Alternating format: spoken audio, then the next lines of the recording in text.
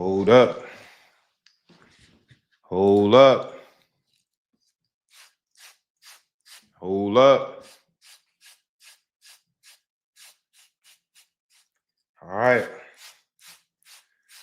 All right. Let's get right. Y'all know what day it is. Sunday. Y'all know what time it is.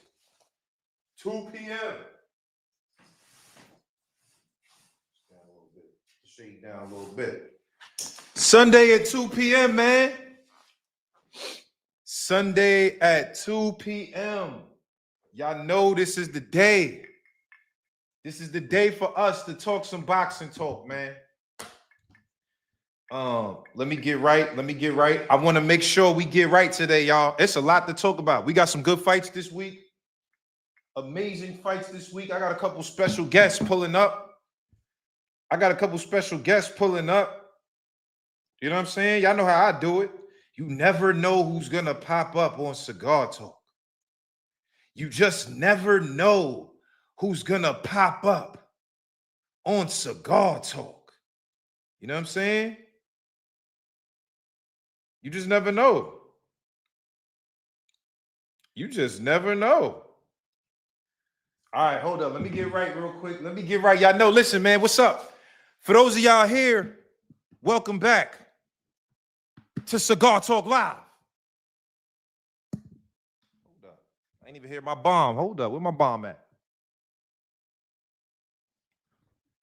Why I can't hear my bomb right now? What's going on? Hold up. I hear my bomb. Yo, can y'all hear me? Let me make sure, man. Salute. All right. Let's get right. All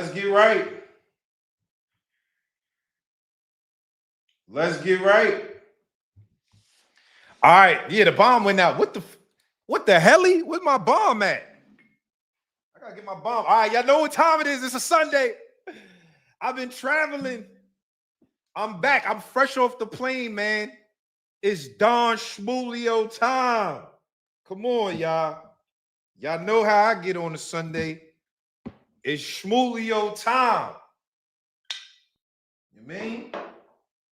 My good friend, his name is Don Schmulio. You know what I'm saying?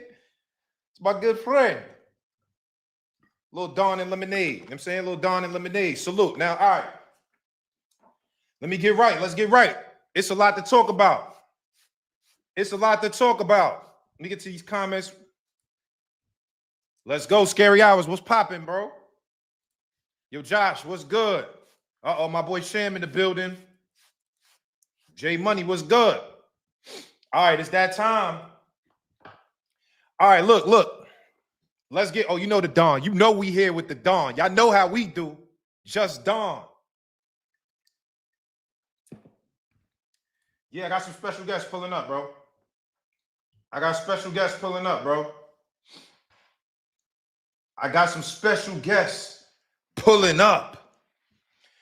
The main focus. I got a couple of things I want to talk about today. There's a couple of topics on hand that I want to talk about today. Better be looking for your ass. Yo, Nathan, salute, man. Arthur Better BF. We could talk about that too. Yo, why my goddamn bomb ain't working though? Hold up, man. All right. Can y'all hear my bomb? Brushing facial pubes on live is nasty work. Come on, bro. This beard clean, nigga. Stop playing with me. John. This beard clean, nigga. All right. Let's get to work. First things first. All right, hit the like button, though. Hit the like button real quick. Let me see how many likes we got. Hit the like button, y'all. I got some special guests pulling up. Man. Hit the like button, please. Y'all gonna enjoy this episode. I ain't asking for no money. I'm just asking for your time. Just hit that like button for me. Let me see how many likes we got before we get into this. It's because it's one of those ones. We only got 30 likes. We almost got 200 people and 30 likes. Hit the like button. Come on. Don't do me like that. It's Cigar Talk. Hit that like button. All right. First things first. We have some great fights happening this weekend, or this week, rather. We got the trilogy, the all-women's card, sponsored by Jake Paul. Y'all gotta listen. I gotta show Jake Paul love, man. I think he's been dedicated to the sport. He's gotten a lot better. I will agree that the WBA putting him top 15 was crazy. That was crazy. That was crazy. I'm not gonna lie. That was crazy. But he's gotten progressively better. He's better than a YouTuber. I think Jake Paul's actually a prospect at this moment. His fundamentals look pretty decent. So with that being said, I gotta salute him for that, but I also gotta salute him for putting on this women's card, because women's boxing is important to this sport. And Katie Taylor and Amanda Serrano are two women that's helping to spearhead that movement. So I'm looking forward to that fight. And also, Alicia Baumgardner is back. Yo, where's my my bomb ain't working. I feel different without my bomb, y'all. Do y'all hear the bomb, or is it just me? The fuck? All right. The bomb. Hold up. We gotta get the bomb situation. But Alicia Baumgardner is back. Yeah, I'm trying to see where. I don't know where this thing is at. Alicia Baumgardner is back. And I want to see what she's able to do. You know what I'm saying? She's one of the bright spots. If we're talking about women's boxing, that bomb gone. God damn, time for a new bomb? No bomb? All right. I'm trying to see if it's plugged in. Let me see. I don't even hear shit, though. Hold up, y'all. Maybe it's my sound. I don't know. I'm trying to hear it. Yeah, I got to get my bomb together, yo. It's not the toilet bowl, nigga. Don't do that. Stop that. Come on, man. The bomb. Y'all know I need my bomb so we can do what we got to do. I got to drop bombs. I don't know if my sound. Hold up, man. Let me see if my sound working real quick. Hold up. Hold up. Let's get right. Hold up. Let me get right, y'all. Let me get right. I gotta get the bomb situation right. Okay. Hold up. I think my damn, see? My girl in here messing with the wires. Now I'm disconnected. Hold up. I don't know if I got no sound. Hold up. Let's get right. Can y'all hear me? Let me make sure y'all can hear me first. Can y'all hear me? First I had the toilet bowl bomb. Now I got a broken one. Yo, tap in with me if y'all can hear me. Let me know. Can y'all hear me? We got to get the sound right. That's mandatory. Hold up, y'all. We got to get this sound right. Nah, I can't hear nothing. Yo, y'all hear me? Okay, they say they can hear me. Only thing is I can't hear nobody right now. I can't hear nothing. What's going on? Hold up. We got to get right, y'all. I just got off the flight, so my bad. I'm fresh off the plane. We got to make sure we getting this right together. Got to get this together. Hold up.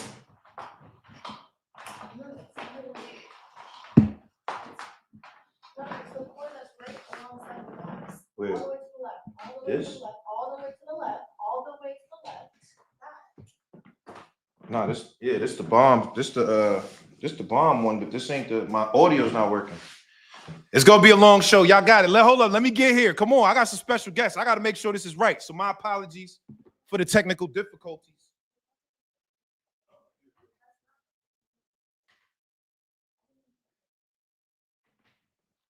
Hold up, y'all. Hold up. We gonna make sure this is right, because this is one of them episodes. I know I'm lacking today. I'm my bad. I just got off a flight.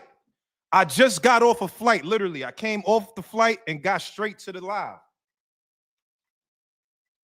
So, pardon me. Pardon me, y'all. I gotta make sure my audio good. All right. In the meantime, niggas I'm trying to defuse the bomb. Like rush hour. I know that ain't no bomb. All right. Listen up. Alicia Baumgardner is back. And I'm excited to see her. I want to see what she could do. Does she still have that it factor? Okay, my boy Remy in the building. Y'all know Remy's one of the correspondents here at Cigar Talk. Salute, Remy. Does Alicia Baumgardner still have the it factor? I would ask her myself, but she has me blocked. I would have just hit the bomb right there, y'all. Right there was a perfect place for the bomb. She has me blocked on Instagram. She has me blocked on Twitter. And it's really ridiculous, man. I can't believe it. I can't believe it. She got me blocked. Lucy talk is insanity. I ain't gonna lie. Lucy talk is insanity. So, my man Remy's covering the Taylor Serrano fight. Tap in.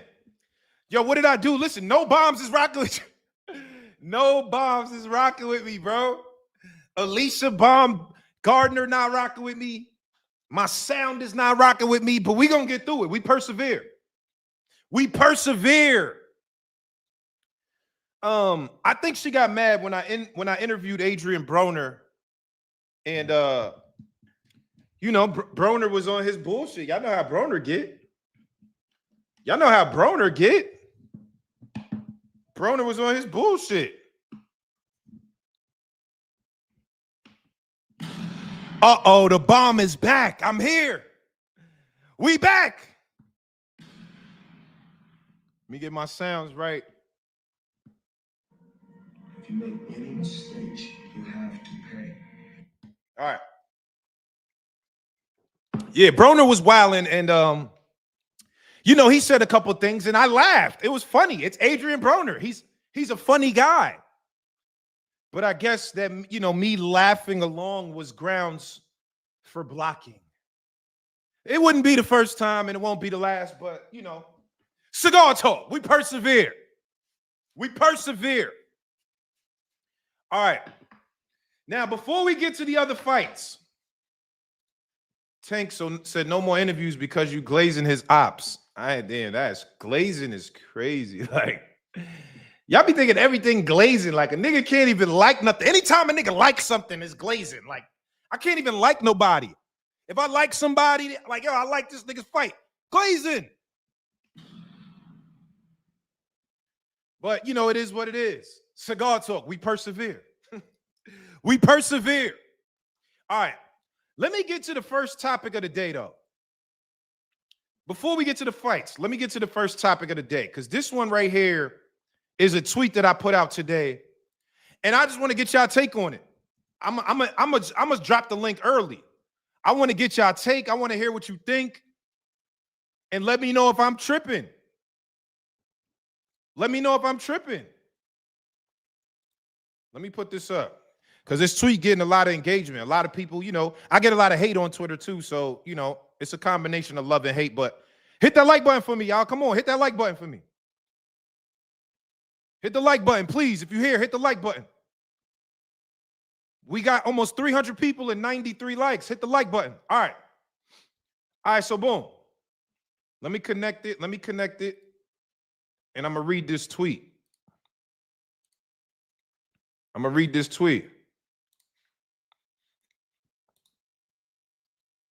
All right. Yo, can y'all see the tweet?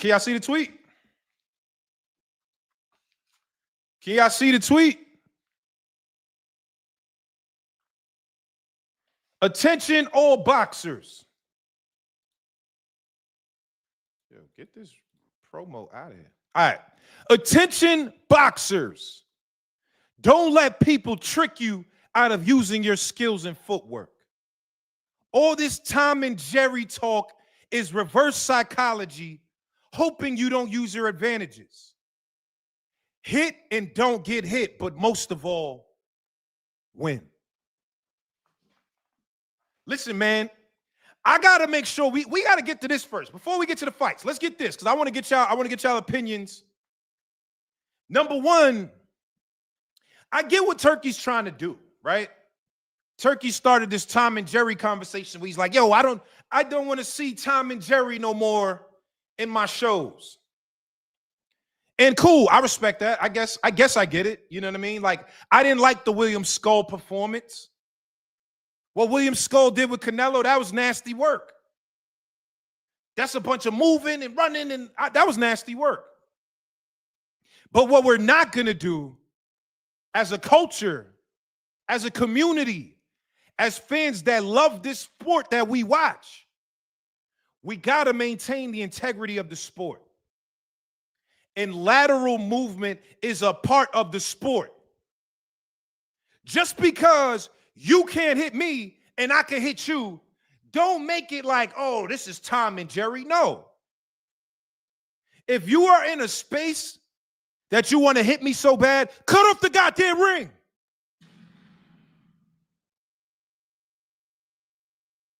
Cut off the goddamn ring. Everybody likes to make a big deal about the person. Oh, you running. You running. You not letting me hit you. Stop running. How about you cut off the goddamn ring? That's all I want to know. When are we going to start putting onus not just on the people that are using lateral movement, but on the guys that are not effectively cutting off the ring? In the history of this sport, we've seen people who are masters at cutting off the ring. It's an art. There's a man by the name of Julio Cesar Chavez Sr. Also, free Chavez Jr. He didn't do it. I don't know what they saying, but he ain't do it. That's my man. Chavez Jr. ain't do it. Free my son. But Julio Cesar Chavez Sr. was a master cutting off the ring. Have y'all really watched him? Let me know. Let me know. Like, seriously, y'all. Have y'all really sat down and took the time to watch fights on YouTube from Chavez Sr.? I want to know. Because the way that guy was able to cut off the ring was different. Look at the Frankie Randall fights. Look at him. Look at him. Look at the Hector Camacho fight. Look at it. I'm just saying, even if y'all want to say, all right, cool, well, that was a long time ago. Look what David Benavidez be doing. The Mexican monster be in there cutting off the ring. He fought Demetrius Andrade, a guy that everyone said was one of the most feared boxers. He's a guy that he's scared of Demetrius Andrade. He's excellent with lateral movement. The monster cut the goddamn ring off. So I just want to know, what do y'all think about that? Because I don't like this whole Tom and Jerry talk, man. I feel like Tom and Jerry's a cover-up to be like, you know when niggas try to trick you out your position? It be the niggas instigating on the side like, man, if that was me, I would have did. Nigga, you wouldn't have did nothing. That's what it be. It be a bunch of the side motherfuckers saying, if that was me. No. We like lateral movement. But I agree. Listen, I agree. You still got to throw punches with lateral movement. I'm not just saying, move around the ring and not throw punches. You still got to throw punches. But we're not going to reduce this sport to just rock 'em, sock 'em robots. We're not doing that. We're not doing that. And I'm always be somebody that stands up for the sport of boxing. I don't like Tom and Jerry. Big Turk, you my man, but you out of pocket. So that's the first thing. That's the first thing. I got some guests on the way. My guest is on the way. I got 2 guests today. The first one, y'all wouldn't expect, but it's a good one because I want to get more in depth about the business of boxing. You know, we talk a lot on here and on Twitter and on Instagram about the business, the A side, the B side, contracts. And I feel like a lot of people be saying shit and they don't really understand what's going on. So I want to bring up a guy that knows what he's talking about and promotes fights. And he's got a fighter on the card this Saturday, the ring card featuring Edgar Berlanga and Shiraz, Shakur Stevenson, and William Zepeda. But don't forget about the undercard. Lucas Matisse. Matias. I said Lucas Matisse. Subriel Matias is on that undercard. Subriel Matias is on that undercard. And we want to get to it. I got some business questions to ask. I want to get more into the business aspect of boxing so we can get some knowledge, man. So we're going to do that. We're going to do that today. What's up with your table tennis game? Oh, salute Mar the Prince in the building. Salute Mar. If y'all want to know, if you see my story, I posted I was playing table tennis. I was just with Shakur Stevenson yesterday. Salute to Shakur. And we was playing ping pong, man. I ain't gonna lie. I hate saying people better than me and shit, but he's better than me in ping pong. I can't lie. I can't lie. It's on video though. It's on video. I played Shakur in ping pong, and I'm gonna drop the video in another day or two. I'm gonna drop the video in another day or two. All right. Before I drop the link, y'all, I'm gonna get everybody. I want y'all to come up today, man. I want y'all to come up today. Let's talk. What do you think Turkey means by shrinking the ring? Well, personally, I think he was trolling. I don't think he was serious. I don't think he was serious that he got like a contraption to shrink the ring. I feel like he's just trolling Shakur. Why? I don't know. Maybe it's, him and Shakur went at it before. It feels like he's trolling Shakur. That's what it feels like to me. But like I said, let me bring on my special guest, y'all. Before we get back to it, because I'm gonna drop the link and I need everybody in the chat to be here and make sure we get to it today, because there's some great fights happening. But right now, the purpose of this conversation right now is, like I said, there's a lot of misinformation that hits the internet. A lot of people that think they know the business of boxing. And in the words of the great Roger Mayweather, most people don't know shit about boxing. The great Roger Mayweather told us most people don't know shit about boxing.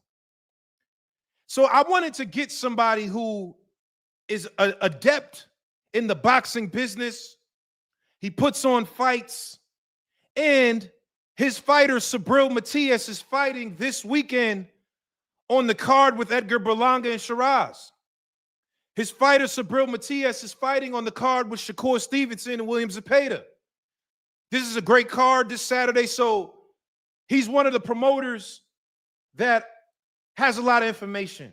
He also promotes the GWOAT, Clarissa Shields, who's also fighting in July. I believe it's the 26th. But let me bring up the promoter, Dmitry Salita. Let's get some knowledge, y'all. What's going on, man? Great to be on. I love the show, I got to tell you, man. I can't hear you, brother. Hold up. Is this me or you? My stuff looks to be on. Can you hear me? I can't hear. Baby. No? Hey, Dmitry, I don't think we can hear you. Can y'all hear him, chat? Can y'all hear him, chat? Hello, hello, hello, hello, hello. Can you hear me? Damn, hold up. Can you hear me? Hold up. Let me get right, because I don't know if I can hear him. Let's get it right, You hear baby. him? You hear me? Hold up. Let me get right. I gotta make sure I hear him. Hold up. Dmitry. Yes. Oh, here we go. Now Here we we go. locked Let's in. go, We baby. live. All right, let's do it. Perfect. Thank you. Listen, first of all, thank you for your time. Chat. Make sure, listen, chat. I told y'all right now, this is an informational interview right here. I want us to get all the things that y'all say. Y'all be talking a lot of bullshit and y'all don't know. And this guy, my guest, Dmitry Salita, is one of the premier promoters in the game. So it's go ahead. Dmitry. So it's great to be on. It's great to be on. It's great that you're calling Roger Mayweather. So I grew up in the sport of boxing. I grew up in Star City Boxing Club. My first promoter was Bob Bram, Top Rank, when they had Floyd Mayweather. So I spent a lot of time with Roger, and those quotes is music to my ears, man. Yeah. Okay. Hold on. So there's a couple of things I want to ask you today. Thank you for your time. Talk to me.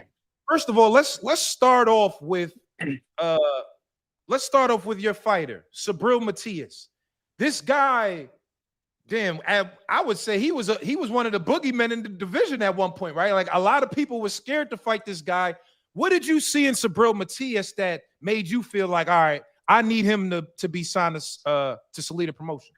You know, it's funny how that happened. I had Shogun Ergashev, who was a beast, physically strong power puncher, who was a mandatory contender, and he fought him in Las Vegas on the Benavides Dmitry Andrade card.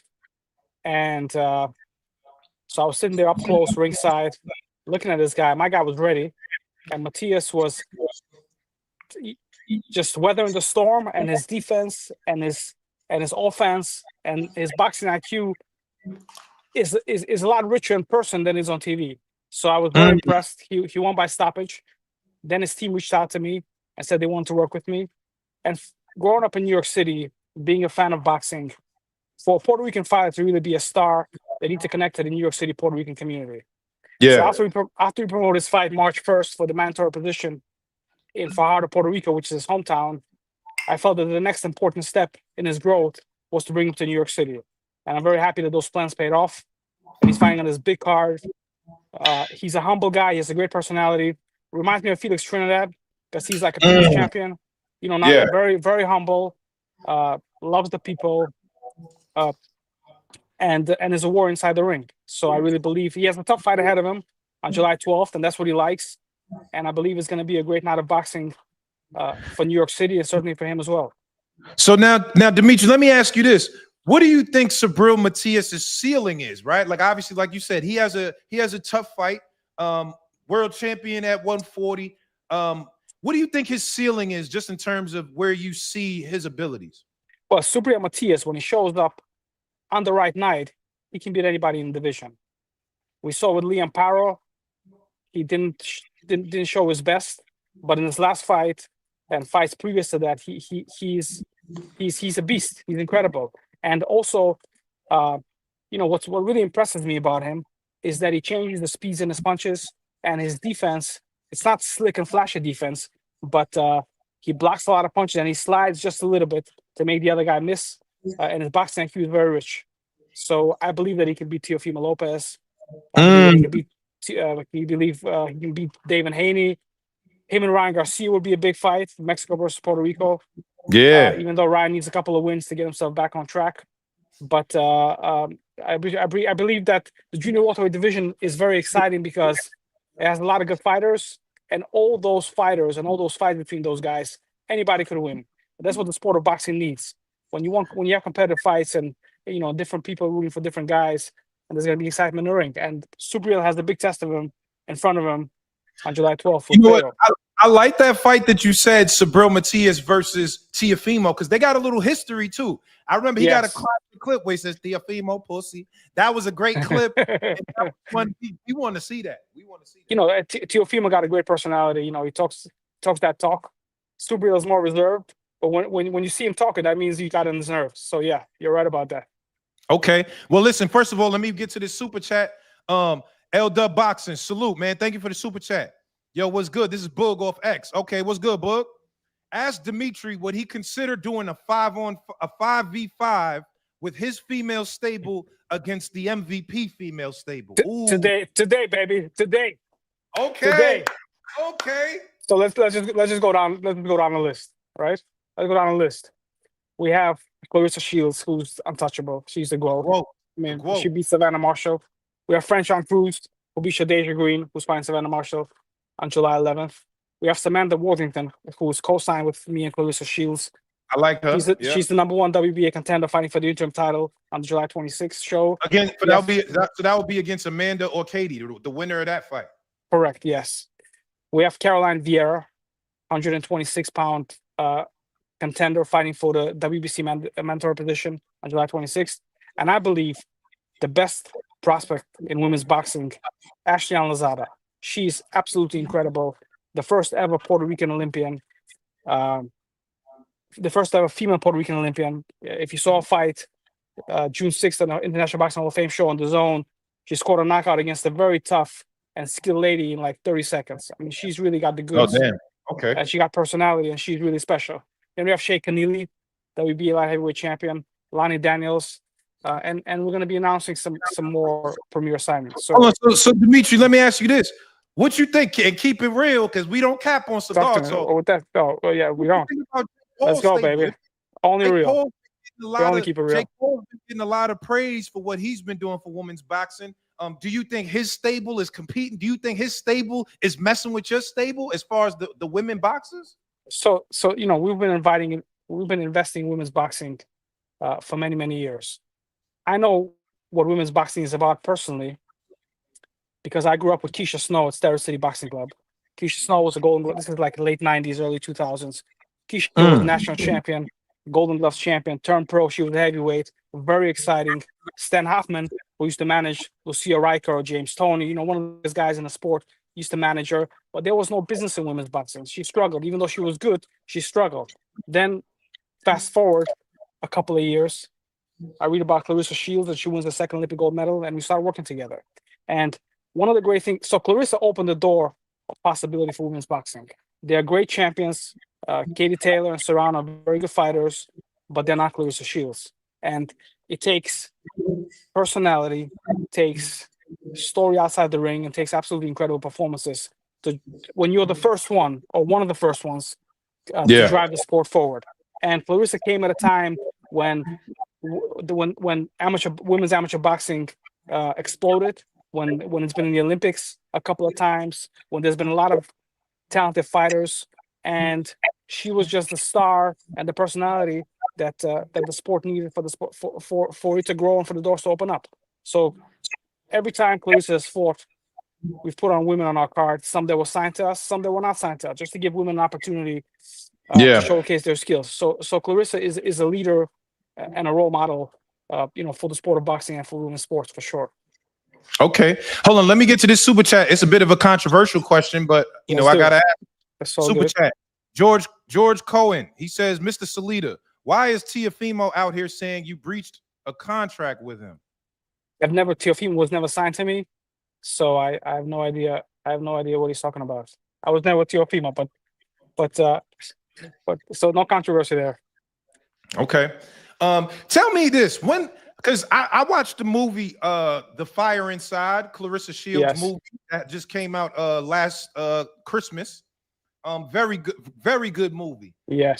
One of the things that they showed was she won the Olympic gold medal, the first one, and she still couldn't get any endorsements, and no one wanted to really pick her up. And it was still, a struggle for her to promote herself and her brand and elevate to the next level even after that. Right. I think even after the second one, it seemed like it was still a struggle. What was it that you saw that made you feel like I want to take a chance on the GOAT Clarissa Shields? Because at that time, it didn't seem like anyone else was giving her an opportunity. Can you talk about that? For sure. Great question. I'm very happy that you brought it up. I read a newspaper before the 2016 Olympics, and there was a story about Clarissa Shields. And she was from Flint, Michigan. Talked a little bit about her background. She was already an Olympic gold medalist, world champion, national champion, all the amateur titles, getting ready to win a second Olympic gold medal. This was in Rio. And I thought to myself, the Olympic Games is usually the stomping ground where promoters look for tomorrow's top prospects. And I thought to myself, there is no better fighter coming out of the Olympics than Clarissa Shields in terms of what she can accomplish and how big she could be for the sport. It was a time when Hillary Clinton was running for president. She just won the Democratic nomination. So it showed me that society was ready for a woman to be in a leadership position, in a power role. And Clarissa had the skills, had the personality, had the story to be that woman. And before I ever met Clarissa, I've contacted folks at HBO and folks at Showtime asking about her and seeing if they would give her a chance. And then I met her manager and I told him my plan. I met Clarissa. I drove down to Burston Fieldhouse with a bouquet of flowers and a box of chocolates. Very romantic, Dmitry. Yes. And I told her what what my plan was for her.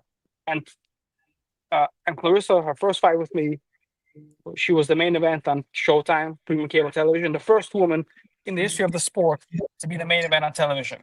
This was only her second professional fight. And then a couple of months later, Cecilia Brækhus fought on HBO, and we started hearing about other women fighting on other broadcast networks. So Clarissa Shields is the champion that opened that door. And she's been fighting the best. She fought Christina Hammer, the biggest women's fight at that time. She fought Hannah Gabriels, who was a top pound-for-pound fighter at that time. And she fought Savannah Marshall, who was her rival. And she went to England to beat her. I follow the sport of boxing and I've been watching since I'm a kid. I never heard of an American champion in the peak of their career traveling to their rival's country to avenge that loss. So that tells you what the fire inside is, who she is, and what she's willing to do to be great. And she's gone up and down in weight to challenge the best, to make the biggest and the best fights. There are fighters in the sport that use Clarissa's name for clickbait, and they talk about her, never really wanted to fight, never, like Don King used to say, there's 99 ways to say no and only one way to say yes. And people find 99 ways to say no. That's the truth, man. Yeah, that's a good one. Clarissa, Alicia, she's a very good fighter in Detroit. I know her. I've seen her come up. That was never real, her calling out Clarissa. I mean, I called her manager at that time, called her promoter. That was never real. That was just clickbait. And Clarissa was willing to come down to the lowest possible weight that she could come, which was, I think, 152 pounds or so. Right. And Clarissa would have to make a lot of sacrifice to make that happen. And we've been chasing great fighters, the best money could buy, all the way throughout her career. Just to put things in perspective, and the way you started the show, sometimes because of clickbait and because of things in the news, people forget about what's real. Yeah. So in her fourth professional fight, Clarissa fought Nikki Adler, who was 16-0, a dominant champion from Germany, which has never been done before. She's a multi-division undisputed champion and going up and down just to fight the best and to show how great she is. And women's boxing is where it is because of her success. Okay. Well, listen, man, salute to you for even taking that chance and that opportunity when people weren't just doing that. Box Latino, salute, man, on the super chat. Thank you, man, for the 20 ball. Salute, family, just showing love, brother. Keep up the good work, man. Your Box Latino, thank you for being here, bro. Thank you. Now let me ask you this, because I think the business of boxing has gotten progressively more interesting to fans, more so than ever, right? Like, I think fans want to kind of get a gist of what's happening behind the curtains. And, you are privy to a lot of these big deals. Sure. Yes. Tell me, and us fans in here, we almost got 500 people. Hit the goddamn like button, man. 500 people in here. We got to get to 1,000. Let's get it up to 1,000. All right. Can you let me know, what do you feel is the hardest part about negotiations when it comes to making a fight? Because, we see a lot of fights sort of fall apart and the fights that we want don't happen. What do you feel like, with all the experience that you have, is the hardest part of the negotiations? Well, for purely business, putting egos aside, I think the hardest part when you make the biggest super fights is when fighters are connected to two different promoters and are aligned with different networks. So when a network invests in building up one fighter and network A in one fighter, network B in another fighter, and then they have to, they've invested resources, they've invested money to build this, to build a certain guy or gal up. And then when they meet the big fight, well, where does it happen? Does it happen on network A or network B? So that's so usually pay-per-view is the solution. Yeah. Obviously, personalities come into play. I grew up again in Star City Boxing Club around a lot of great fighters when we were kids. Me, Danny Jacobs, Monty Barrett, Shannon Briggs, Louis Palazzo, uh, uh, Edgar Berlanga. I mean, the list goes on. So much talent, and during that I guess the latest era of Arum and King, who kind of butted heads and were very competitive, but when it was important, they came together and they made the big fights. And I think it's Yeah. very important for the folks in the boxing business. And the great thing about the sport is that because of social media, people know about stuff a lot quicker, and they're not, there are really no secrets in the sport of boxing. People know what happens quite often. And Right. our responsibility, it's all about the fighters. To me, it's about the fighters. Our responsibility, folks that managers and the promoters, is to make the biggest and the best fights for the fighter and to work with everybody to make those matches, to give the fans what they're looking for, and also to give the fighters the opportunities and the paydays that they deserve. Okay. Yo, salute, man. Thank you very much. Hey, you're doing a good job, Naji, getting Dmitry on the show. Dmitry is a great guy in boxing. Nonito and Rachel Donaire. Thank you, Salute to guys. building. Thank you, Nonito Donaire. They're great people. I was in the Junior Olympics with Nonito Donaire back in Marquette, Michigan in 1998. So great to see you, Nonito. Nonito's the champ, man. Okay. Let me ask you this, and I want to get into your fight career a little bit, because you were a former fighter, not just a promoter. And I actually remember, I think it was on the Floyd undercard. You fought what's the guy? I think it was like Rodriguez. It was a Floyd Zab undercard. I think you were on that card, if I'm not mistaken. But tell me, I was on a lot of yeah. Sorry, guys. No, I just want to know about, because in this, and I say this respectfully, Dmitry. I say this respectfully, but good. Let's go. Oh, good. We don't really see a lot of Jewish boxers. That's not something that you see. That's right. Prevalent. You're right. I really remember the only one outside of you. I remember Yuri Foreman. He was like a rabbi. They used to say this guy's a rabbi. And can you tell me about that? Like, how did a Jewish guy from Brooklyn, New York, get into boxing? Talk to me, baby. I love the question. Thank you. So my family immigrated to the United States from the Soviet Union because of discrimination and lack of opportunities because we were Jews. And when I first came to the United States, my family was on welfare and food stamps and on Payless sneakers and got picked on. And 5 of us lived in a 1-bedroom apartment. And if you had the Payless ones back then, they was on your ass if you had those. In the food stamps, not the cards now, which is the right thing to do, but the food stamps where you have to take it out for the food stamps, and when they give you change, they write it on a piece of paper that they owe you 70 cents or whatever, right? Oh man! You go to Wallbound, which is no longer around, and they used to have these fruits and vegetables, a little rotten, for 69 cents, right? Yeah. Salita, you was in the trenches. You was in the trenches. Talk to me, baby. So I tell people listen. I tell people the hood don't race me. You know what I'm saying? But people see me because I'm a white guy and I'm proudly Jewish, baby. One of my favorite T-shirts is a food stamp and says "started from the bottom." So people look at me and they don't understand. You know what I mean? So I started boxing at Star City Boxing Club, which was in the basement of a parking garage in the Star City projects of Brooklyn, and we had no air conditioning in the summertime. No water, no bathroom, no heat. It was the concrete jungle for real, and the school of hard knocks. And Andrew Rozier, Norma Lorick, Felipe Gomez, just talking about some of the trainers. Again, Shannon Briggs, Monty Barrett, Louis Palazzo, Danny Jacobs, Victor Roundtree, another great trainer. I mean, it was one of the hotbeds of talent in New York City. And so really poverty and lack of opportunity drove me to, and being picked on in schools what drove me to boxing. And really from the first day in the gym, I really saw it as my way out of my ghetto. You know what I mean? Right. And I grew up around folks and boxers that are my friends till today.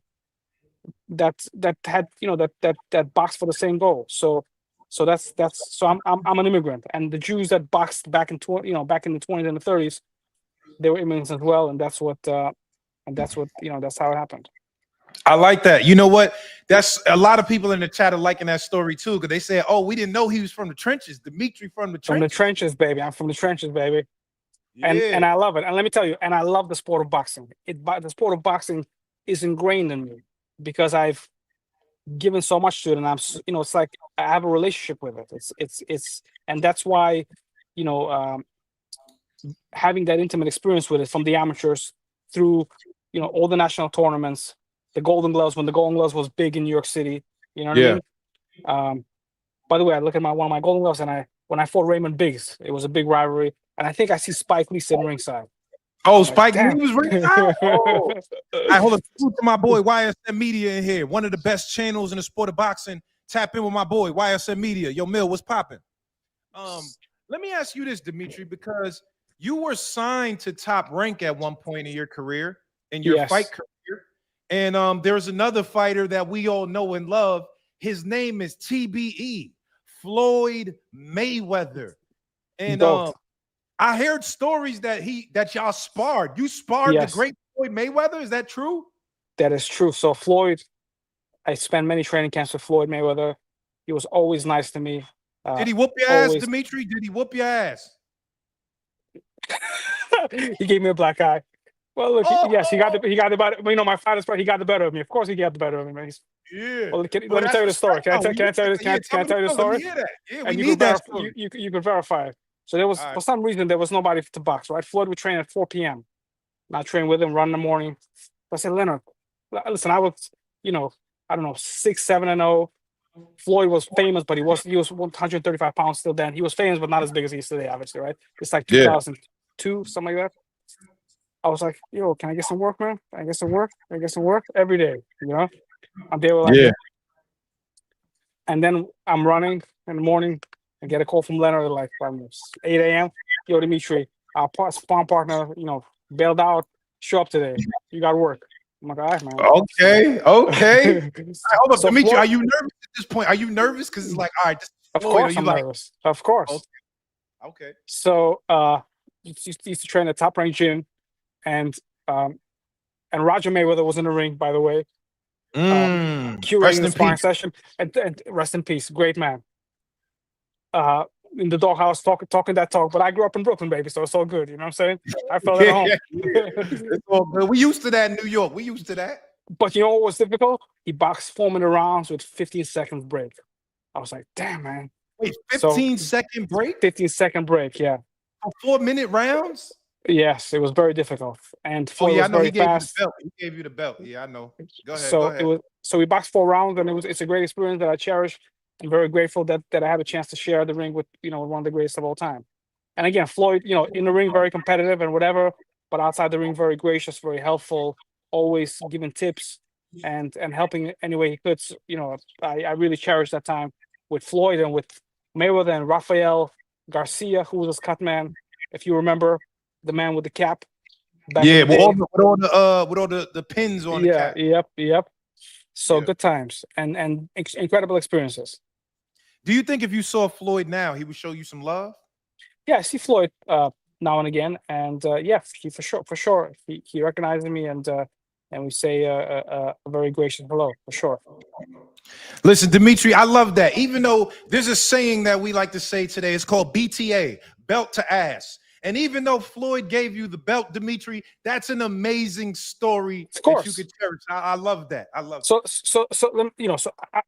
I signed with Top Rank. I fought on many of the big undercards with Floyd, with Klitschko, Eric Morales, some of the other great fighters, and then I had a chance to experience a lot of the the highest level of boxing, and I really believe, and I had a long professional career. I had a good career, not the great, not great like Floyd and the greats. I've been to the mountaintop and I've seen the promised land. I didn't quite get to the promised land, but it gave me the experiences and the knowledge and the certain feelings that you get as a fighter that folks in the boxing business don't know unless you experience it. And that's why I feel that was an education for me. It gave me the foundation and the roots and the experience to be able to do what I do now, at the best level. And being signed with Top Rank, who was probably the best promoter, in the sport at that time, being signed to Yeah. Lou DiBella after that was the dominant force in New York City. Then I was with Square Ring, which was the breakup of Don King, and fought for Golden Boy a couple of times. Interesting story that some people know, some people don't know. Right. First two shows for Matchroom that they did on HBO before they did a deal with DAZN, we promoted for them. So we were the co-promoter in New York City. So I say that to say that I've seen the way Matchroom does business as well. Great company, good guys. So I really feel that all of these early experiences shaped me and gave me the vision to to make it right. I love that. And the fans in the chat, they're definitely loving everything that you're saying right now. We appreciate it. So let me ask you another, before I get back to the promoting part of your career, let me ask you another question about the fighting part.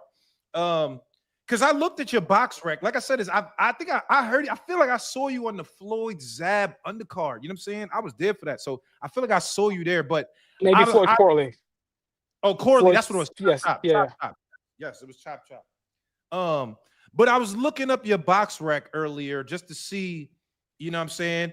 And you got a pretty good record, man. I was surprised. I said, "Oh, Dmitry was throwing some hands. This is a pretty good record." What would you say was the toughest fight that you've had in your pro boxing career? So yeah, thank you. I turned pro in 2001 when I was 19 years old, and stopped in 2012. Towards the end of my career, I really started to have second thoughts, and that's why I stopped boxing. But as an amateur, I won the Metro Championships like 4 or 5 times, the Junior Olympics, all the states, the regionals. My progression in the national tournaments was first when I was 16, I got a bronze. When I was 17, I got a silver. When I was 18, I got the gold and I won the U.S. Nationals. And that year I won the Golden Gloves and I got the Sugar Robinson Award as the outstanding boxer at the tournament. In New York City with where a lot of great fighters and future world champions competed. So that was I would say kind of the peak of my amateur career, and I won it on April 5th, which is the day after my 19th birthday. And then I turned pro, and turned pro with Top Rank, fought on a lot of the big undercards, got a lot of great experience. One of my fighting for my first title at 140 pounds was very difficult. It was against Sean Gallegos at Roseland Ballroom in New York City, Hammerstein Ballroom in New York City. And those that know, to make weight, you got to dig deep and talk to God. You know what I'm saying? Because it comes this close to going to the other side. You know what I mean? That was one of those days. But thank God it worked out well, and I put on a good performance. That's true. I did beat Grover Wiley after Wiley retired Chavez. Okay. Man, ringside views knows what's up, man. That's right. Ringside, salute my boy Val. Ringside Views. If you don't know Ringside Views, he's the hottest page on Instagram for boxing. Ringside Views in the building. So all right. So keep going because like you said, Grover Wiley. We had some really good wins on there. What was the toughest fight that you were like, oh damn, this was hard. The toughest fight emotionally for me was when I fought Amir Khan in England. And it was a very hostile environment, a very hostile crowd. And I didn't really, growing up in the United States, I didn't really, expect it. And Amir obviously was a great fighter. But emotionally, and that was a tough one to swallow and come back from. And then towards the end of my career, people ask me like, why did you retire? And I say this question, and I answer this, I answer this and understand it correctly. I retired because I didn't want to die in the ring anymore.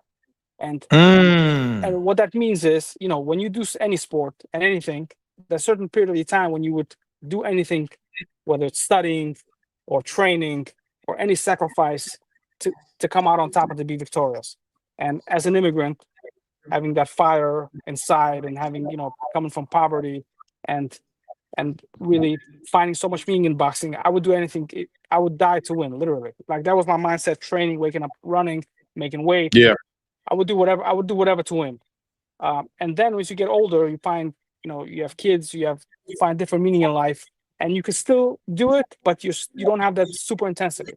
So that's when I thought that it was time to call it a day. Right. Okay. I like that. Yes. Listen, man, for those of y'all that don't know, we giving a lot of game right now. Dmitry Salita, CEO of Salita Promotions. He has Clarissa Shields. He has Sabril Matias. What's the other girl you got? I'm sorry. That will be for the mandatory for Amanda and Katie. What's her name? Woolworth? Samantha Worthington. Samantha Worthington. So make sure y'all know he fought Amir Khan, Yep. y'all. He fought Amir Khan. Come on, y'all. All right.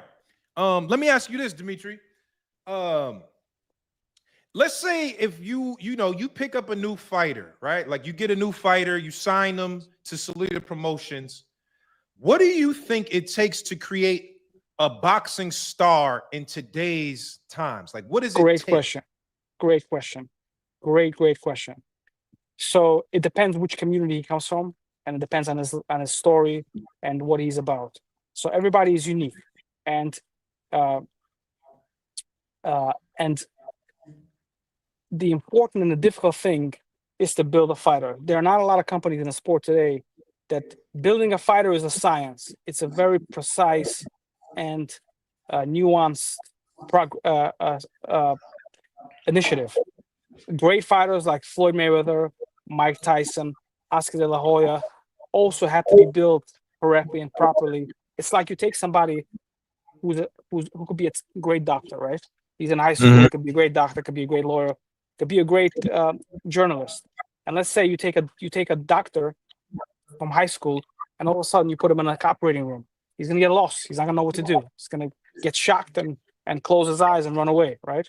So Yeah. same thing with boxing, right? But if he goes to college, and the medical school, and residency, and then he becomes a doctor, he's ready to take these steps to be the best he can be. So same thing with boxing. You got to progress guys accordingly, correctly, and properly.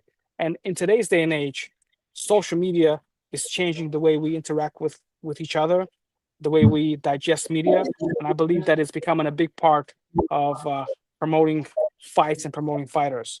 And it's very important, and it's something that we pay attention to. And for many of our events, for our last event and for the next event, as an example, we always think outside the box. So Whistle Sports did it, who has like millions of followers, did a feature on French on Cruz and told the story of our fighters. We teamed up with All the Smoke, which is maybe the biggest just boxing social media platform in the United States. So always thinking of ways of progressing our fighters and telling stories. And we the promoters, it's important to to get your name out there a little bit and to talk about things that are important. But it's about the fighters. It's about the brand and their pictures in the newspaper and their pictures on social media and their followers and their initiative. Our job is to make sure we give the platform and the stage for the fighters to tell their stories, to showcase themselves, and to be the best they can be. And for the boxing fans to connect to them and to stay with them for the rest of their lives. You know what I mean? To have a relationship with them for the rest of their lives. That's very important. I like that. What do you? So let's say this, right? If you find a prospect that you like, and what is the duration or the term of a contract for like a new prospect, right? Like somebody, and generally, I know everything is likely case by case. Wait, hold on. Did we lose him? Yo, Dmitry. No, you don't know. I'm here. I'm here with you. I'm with you. All right. So I was saying, what I know everything is case by case, but what is the length of term? Like if you sign a new prospect, how long are they signed? Like how many fights do they have? And I'm just trying to give the people some games so we can understand the business a little better. So it depends which stage of their career they're on. So if you sign a prospect from the amateurs that wasn't an Olympian, wasn't an outstanding guy, it's usually a 5-year contract, because to build them, it's going to take 3-4 years for them to start being in a position to fight competitive fights where they can start earning, like really earning. You know what I mean? So usually it's a 5-year contract, with possibly with some performance extensions. But one of the things that that is important for boxing fans to understand, that back in the 80s and the 90s, it was like promoter fighter relationship was like was like master servant kind of, you know what I mean? Like promoter took Yeah. advantage of the fighter. It's not Yeah. like that anymore. It's not like that anymore. The fighter is the boss, and fighters are represented by a ton of people, and it's encouraged, and um, there's social media. There is no one has a monopoly on the sport of boxing, which is thank God, right? No, uh, and to today's environment for doing businesses, for doing fair business, is a lot better than it ever was. And I believe the fighters are making the most money they've ever made, and getting the most opportunity that they can get, which is great. Okay. But I do believe that boxing, after Showtime and HBO have gone out of the sport, it's still going through, it's still kind of balancing itself out. We see Netflix coming in, the Zone making a big play, and it's kind of the premier platform in the sport of boxing. ESPN coming in, coming out, Sky Yeah. coming in, coming out. We don't know. So the sport of boxing is going through a bit of a calibration. Well, Dmitry, are you open to taking questions from the fans a little bit? Do you have any time to take some questions from the Yes, let's do fans? 5 minutes, and then we'll, Okay. would love to come back to you another time. Yes. For sure. Let me just drop this link in the chat. Yo, listen, if anyone got any questions for Dmitry, I dropped the link in the chat. Come pull up, ask a question. We only got a couple minutes though. You know what I'm saying? We only got a couple minutes. So let me know if you got a question for Dmitry. Come pull up. Link is now in the chat. Link is now in the chat. Let me ask you this. Let me ask you this real quick, Dmitry. Yeah, go ahead. I want to ask you this one question before, because I got somebody in the queue right now. Sure, I wanted to ask you, what do you think about what Turkey al-Sheikh is doing in the sport? Do you support it? Do you like it? How do you feel about what Turkey's doing?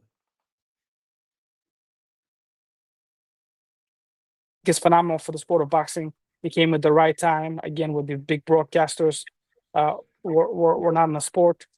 Did you lose me, or were you with me? I hear you. I hear you. Good. Yes. So I think what Turkey al-Sheikh is doing for the sport is incredible. He's making the big fights. He's making promoters work together. He's giving boxing fans the fights that they want to see at a crucial time when the giants of networks, HBO and Showtime, left the sport. And he kind of pulled up at the right time to make sure that that the sport survives, and bringing these big fights to the city of New York, doing fights at Times Square, doing fights at Arthur Ashe Stadium in Queens, where Subriel is fighting. I mean, it's great. It's incredible. It inspires. The goal is to inspire fans and to inspire kids to want to box. That it's great. That it's glamorous, and I believe that reigniting the passion of the Ring magazine is incredible. And really, yeah, I love what I see, and I think it'll be it'll be bigger and better. Okay, let me just take two fan questions, Dmitry, and I'll get you out of here. Let me get y'all know a camera's on, man. We ain't doing no cameras off. And listen, before we do this, before I put it up, y'all know the rules. This is my house, Cigar Talk house. Don't disrespect my guests. If you disrespect my guests in my house, you're getting booted. We don't tolerate disrespect. If you show love, cool. Even if you're a hater, I tolerate that, but no disrespect. Kieran, let me get Kieran to the stage. What's good with it, man? What's up, Kieran? How you doing, man?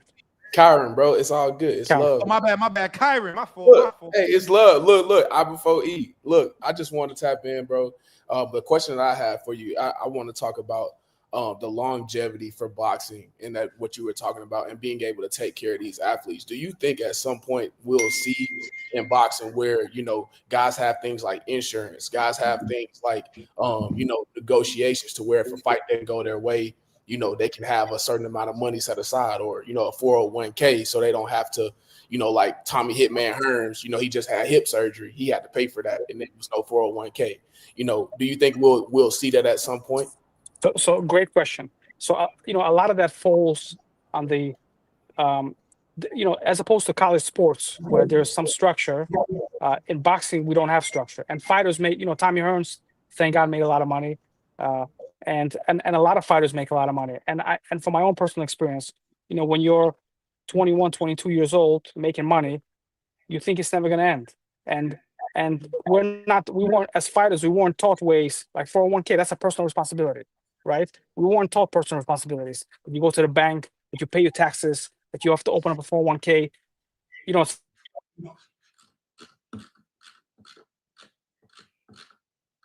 He probably got a call just now.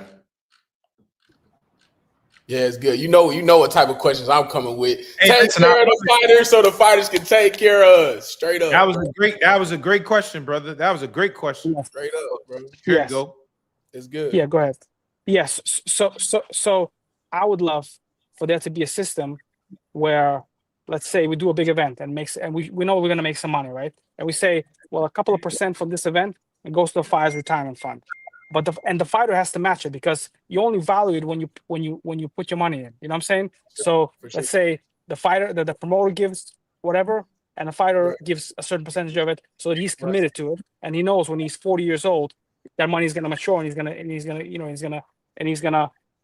get some of it. So I think that So a lot of it is education and personal responsibility. And as far as negotiating, when fighters lose fights, they have negotiation. Fighters negotiate. They negotiate. Nothing happens unless someone gets into the ring. Countries don't fight. You know what I'm saying? Fighters Yeah. fight. And in today's day and age, again, where things are more out in the open because of social media, because of the Muhammad Ali Act, because of these different things, fighters, fighters are. I would say it's not 50-50. I think fighters have an upper hand, as they should, because they're the performers. They're the performers. They're what makes the sport go around. For sure. Well, man, I appreciate you answering my question, bro. I definitely want to get these questions circulated. I think, like you said, we're in a Yes. time for boxing where some of these questions can turn into things that actually happen. So I appreciate you. Thank you brother. so much. Thank you. Yo, thank you. Yo, Kyron, stay in the chat. I want to bring you up to talk about all these fights coming up as soon as I let them off, though. Stay on. For sure. All right, Dmitry, I got one more. Is that cool? Yes, let's do it.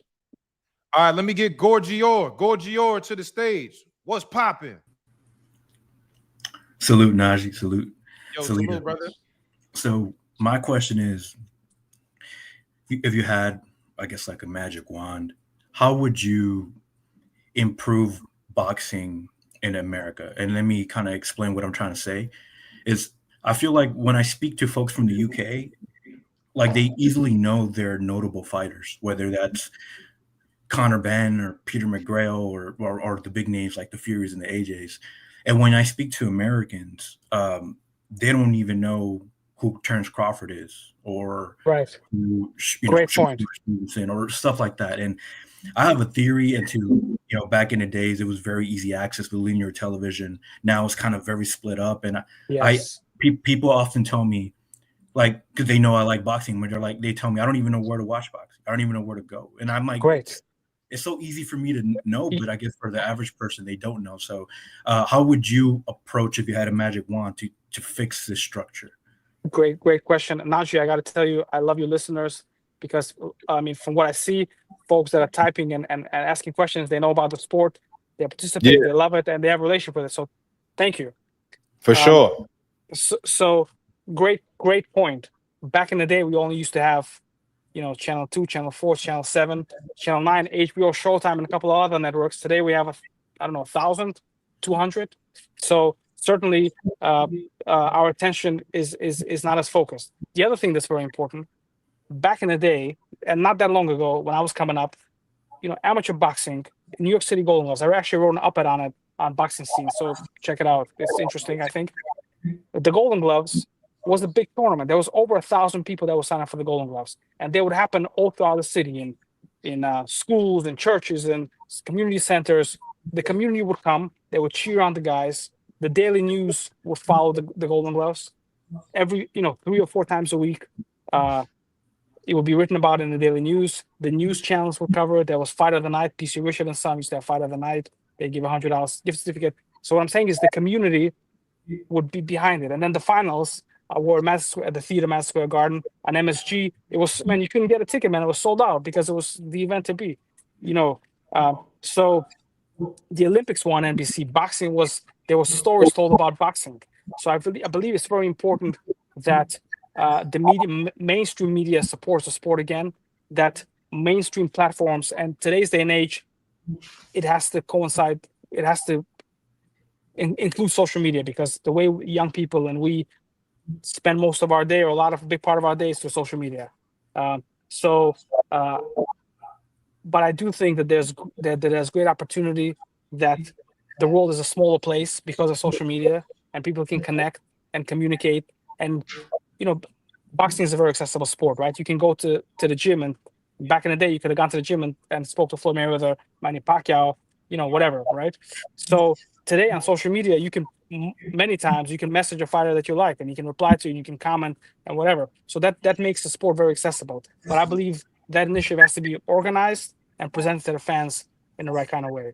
And again, I think that and in the UK, everyone covers boxing. It's like a major sport. It's like a thing. When Clarissa fought Savannah Marshall, the press conference there, like we couldn't walk through the airport. Everybody was stopping there for autographs. So yes, the sport is bigger there, but I believe that we're kind of inching along in the right direction. The Zone is doing a lot of great fights. Netflix is doing some big fights. It takes stars like Clarissa Shields that are American, that folks can relate to. That that over 70% of people that bought tickets to the fight, Little Caesars, it's going to be sold out as women, because they see Clarissa as a symbol of hope, as a role model, as a hero. That's really incredible. So so great question, and I believe that you got a shot for me, brother. You got a shot for me. Yo, come on, Dmitry. This is what we do here, Don Studio. This is the Don Studio. We say L'chaim, baby. L'chaim. L'chaim. My man. That's right. Next time I come on, we gotta have a whiskey and a cigar. Yo, listen, man. I got some great cigars for you, Dmitry. My man. I'm gonna tap in over stream. Yo, Gorgio, thank you. Thank you. All right, Dmitry. Thank you very much for your time. That was a great interview. A lot of people enjoyed that, and I think a lot of people would just put on to what you do, both as a CEO and as a fighter. So that was a lot of great insight that you gave us, and I'm appreciative, man. Thank you very much. Thank you so much. I love your interview because it's not pretentious. It's very real. You feel very relaxed, and that's what it's all about. So I'm very grateful that I connect with you, and I hope this is one of many. All right, brother. We'll be in touch, man. Take care. Thank you. Thanks, man. Thank you so much. Thank you. All right. Later. All right, come on, y'all. Let me drop a bomb real quick. I wanted to do something that was a little different, man. You know what I'm saying? I wanted to try to get a little, I could always get the fighters, which is cool, and we're going to continue to do that. But I wanted to make sure I got somebody that could give us a little bit of insight on the business of boxing. You know what I mean? And he's not a guy that's just like, he's a casual that don't know nothing about the sport. The motherfucker done fought Amir Khan. I mean, he got stopped in the first round, but that was a tough, listen, he got caught, but his record is 35-2, bro. Like, let's be clear. And he sparred the great Floyd Mayweather. Said Floyd put belt to ass. But that's okay, because 9 out of 10 times, anybody who sparred Floyd got the belt. All right. Thank y'all for tuning in, man. This is Cigar Talk Live. I just interviewed Dmitry Salita. He has Clarissa Shields, Sabril Matias, and thank y'all. I appreciate it. Now, listen, let's get to the next phase. Next phase of the show. Next phase of the show. I want to talk about, here we are. Reverie. I don't know how you say that. But salute, brother. Here we are. Y'all want to talk about, I've seen a lot of people in the chat saying they wanted to talk about Shakur Stevenson. Shakur Stevenson versus William Zepeda. Oh, salute Rachel. Rachel, I'm about to bring you up. Salute Rachel. A lot of people want to talk about Shakur Stevenson versus William Zepeda. And we also have Edgar Berlanga versus Shiraz. Now, before I bring up, I'm going to open up the link in the chat. Let me just get my shit off real quick. Let me get my shit off, and then I'm going to bring up some people. Let's talk about it. I want y'all to come up. Give me your feelings. Great fights happening this week.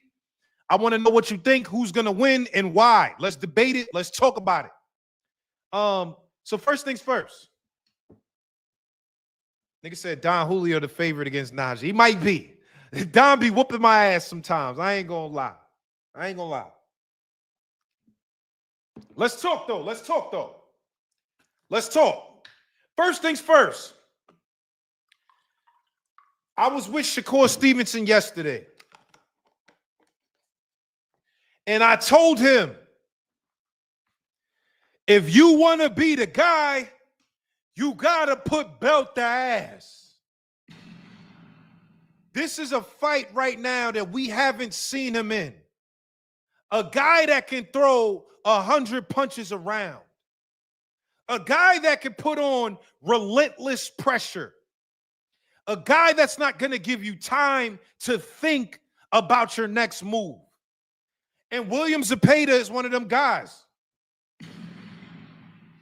And I want to see what Shakur is going to be able to do. Do I think Shakur is the favorite in the fight? Absolutely. Does Vegas think Shakur is the favorite in the fight? Absolutely. But the thing about where Shakur's at in terms of positioning, it's not just winning or losing for guys that are great. When you're a great fighter, it's not just enough to win. You got to win in a fashion that we feel like you showed us the level. The skill level is different, and this guy isn't on your level. And that's what Shakur has to do, in my opinion. He has to make it clear and dominant that he's not on the level. So I love this fight. I'm very excited for that. And man, this is a moment for Shakur to show that he's one of them. You know, he's already shown that he's one of them guys, but to make the stamp on the 135-pound division. Because there's another guy that has a fight coming up in August. His name is Gervonta Tank Davis. And God damn it, that's the fight we want to see. Shakur versus Tank. And both of them got to take care of business in order for that to come to fruition. So now, I got out the Shakur. Oh, he said Shakur's hands is what's concerning. That's true. Is his hands good? I don't know. We gonna see. I don't know. We know in his last fight with Padley, he hurt his hands. So that's a good point. Are the hands gonna have an effect in this fight? That's a great point. We don't know. I want to see it. But now, let's also talk about, before I open up the link, I'm going to open up the link in the chat. I want everybody to come pull up. Let's talk some shit. I want to hear your thoughts on the fights this weekend. Let's talk about Edgar Berlanga versus Hamza Shiraz. That is a very good fight. Margaritas versus Naji is crazy. I'm not going to lie. That's insanity. I ain't going to lie. I see it two ways. There's two things that can happen in this fight. Naji, stop it. Shakur ain't like that, bro. Well, we gonna see. We gonna see. Edgar Berlanga is the more powerful puncher. He packs knockout power. He's had 16 knockouts, I think 17 knockouts now in the first round. But Hamza Shiraz is the taller guy. He has the better jab, the longer jab. And arguably, if we're talking about skill set, people could say Hamza Shiraz has more skills than Edgar Berlanga. I think this fight is going to come down to will. Who has the will to win? Who has the will to go the extra mile when you're tired, when you're hurt, when you don't got the gas tank left? Who got the extra mile? And that's what I think is going to make the difference in this fight. I agree. B-Money, I agree. Carlos Adames was walking Shiraz down, though. He was. But Carlos Adames is a very skilled fighter. He's a very skilled fighter, Carlos Adames. He's a different fighter than Edgar Berlanga. He also fights at a different range. He can fight mid-range, but he's good on the outside. I think Berlanga is more of a mid-range fighter than Adames is. So I think that fight is going to be determined by will. It's a great fight. And y'all know who I'm going for. I'm from New York, goddamn city. Edgar Berlanga. We going for Edgar Berlanga, nigga. He was at the press conference letting off the air chopper in Shiraz's face. Rah, rah, rah, rah, rah. I'm going for Berlanga. I am. Let me drop the link in the chat, y'all. First, I'm gonna bring up Kyron. I want to hear his thoughts. He has a great channel as well, Bet on Yourself podcast. If you haven't heard of it, make sure you tune in. He was just in camp with Terrence Crawford. Dropped a video in camp with Terrence Crawford. Make sure y'all check that out on YouTube. But let me drop the link in the chat. I want to hear your thoughts, y'all. I got to hear your thoughts. We talking Shiraz and Berlanga. And of course, Shakur Stevenson versus William Zepeda. I never seen a handgun look like a chopper. Nigga, shut up, nigga. Shut up, nigga. Come on, nigga. You about to get timed out, nigga. Shut up. You know what I mean. You know, you want me to do the AK, nigga? Come on, bro. You know what I mean. Elon, whatever, Elon. But listen, come pull up. Link is now in the chat. Come talk to me. Let's talk. We got Shakur Stevenson, William Zepeda, and we got Edgar Berlanga versus Shiraz. I want to hear from you. I want to hear your thoughts. Come pull up and talk to me, man, before we get out of here on this good Sunday. Let me bring Kyron back, man. Come through, y'all. Pull up. Man, what's good, man? Man, look, we know what time it is, man. Edgar Berlanga ain't like that. I know he from where you from. Oh, I know he from where you from, bro. But let's he not like that. He not like that. He is mid-pack. like hold up. You didn't like what he had a better fight with Canelo than Charlo did.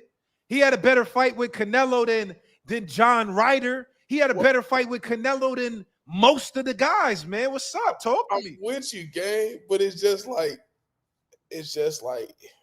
when you look skill-wise, he just, for me personally, because I like athleticism, I will say that. I want to see a guy be able to hit without getting hit, be able to move, and I'll be able to also have some dog in him.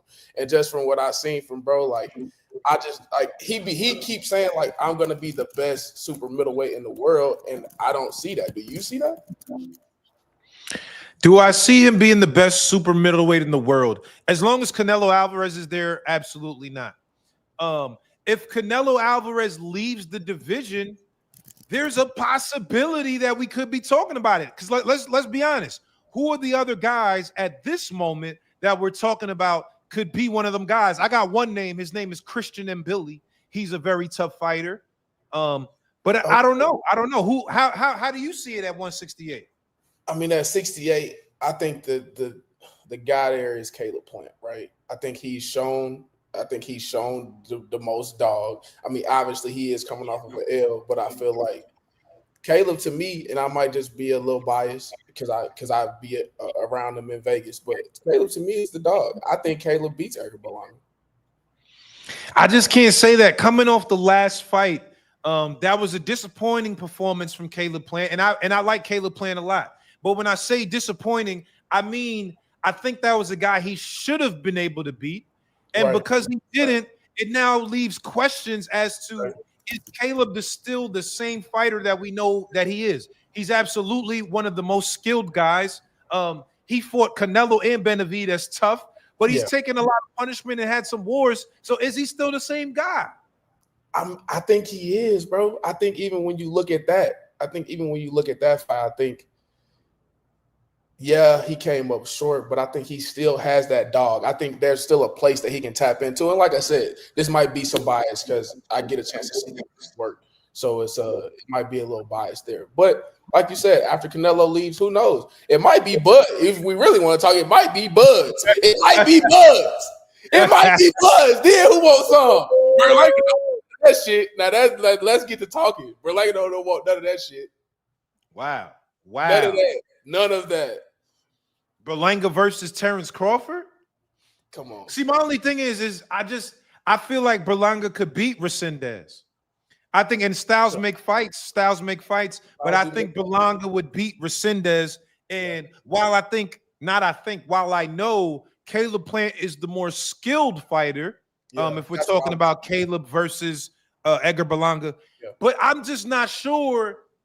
Does he still have everything left in the tank? I don't know. From his personality, bro. I mean, because like they say, styles make fights. Your personality is a part of your style. And just to me, he carries himself the most like the guy who can step in and be that guy. You know, Canelo got 2 losses. He's still that guy at 168. So I just think because he got a couple losses, it don't make him not that dude. There's a lot of plant disrespect in the chat. Come on, don't disrespect. Hey, it's a lot. Look, hey, I'm trying to rock with him, bro. I like Caleb Plant. I really do. I'm a fan of Caleb Plant. I like him a lot, and I'm rooting for him. I just got to be honest of where I'm at. And right now, I just have questions. I'm not saying he fell off yet. I'm not going to go that far, but I just have questions about where he's at based on what I saw with the last fight. No, that's fine. I'm with that, bro. All right, so give me this. I know that you know Shakur Stevenson. He's in a space where, and I told him this, I think Shakur, it might not be fair, the standard that you're held to. It might not be fair, but I think it's reasonable. When you're a great fighter, I think the expectations are different from you versus everybody else.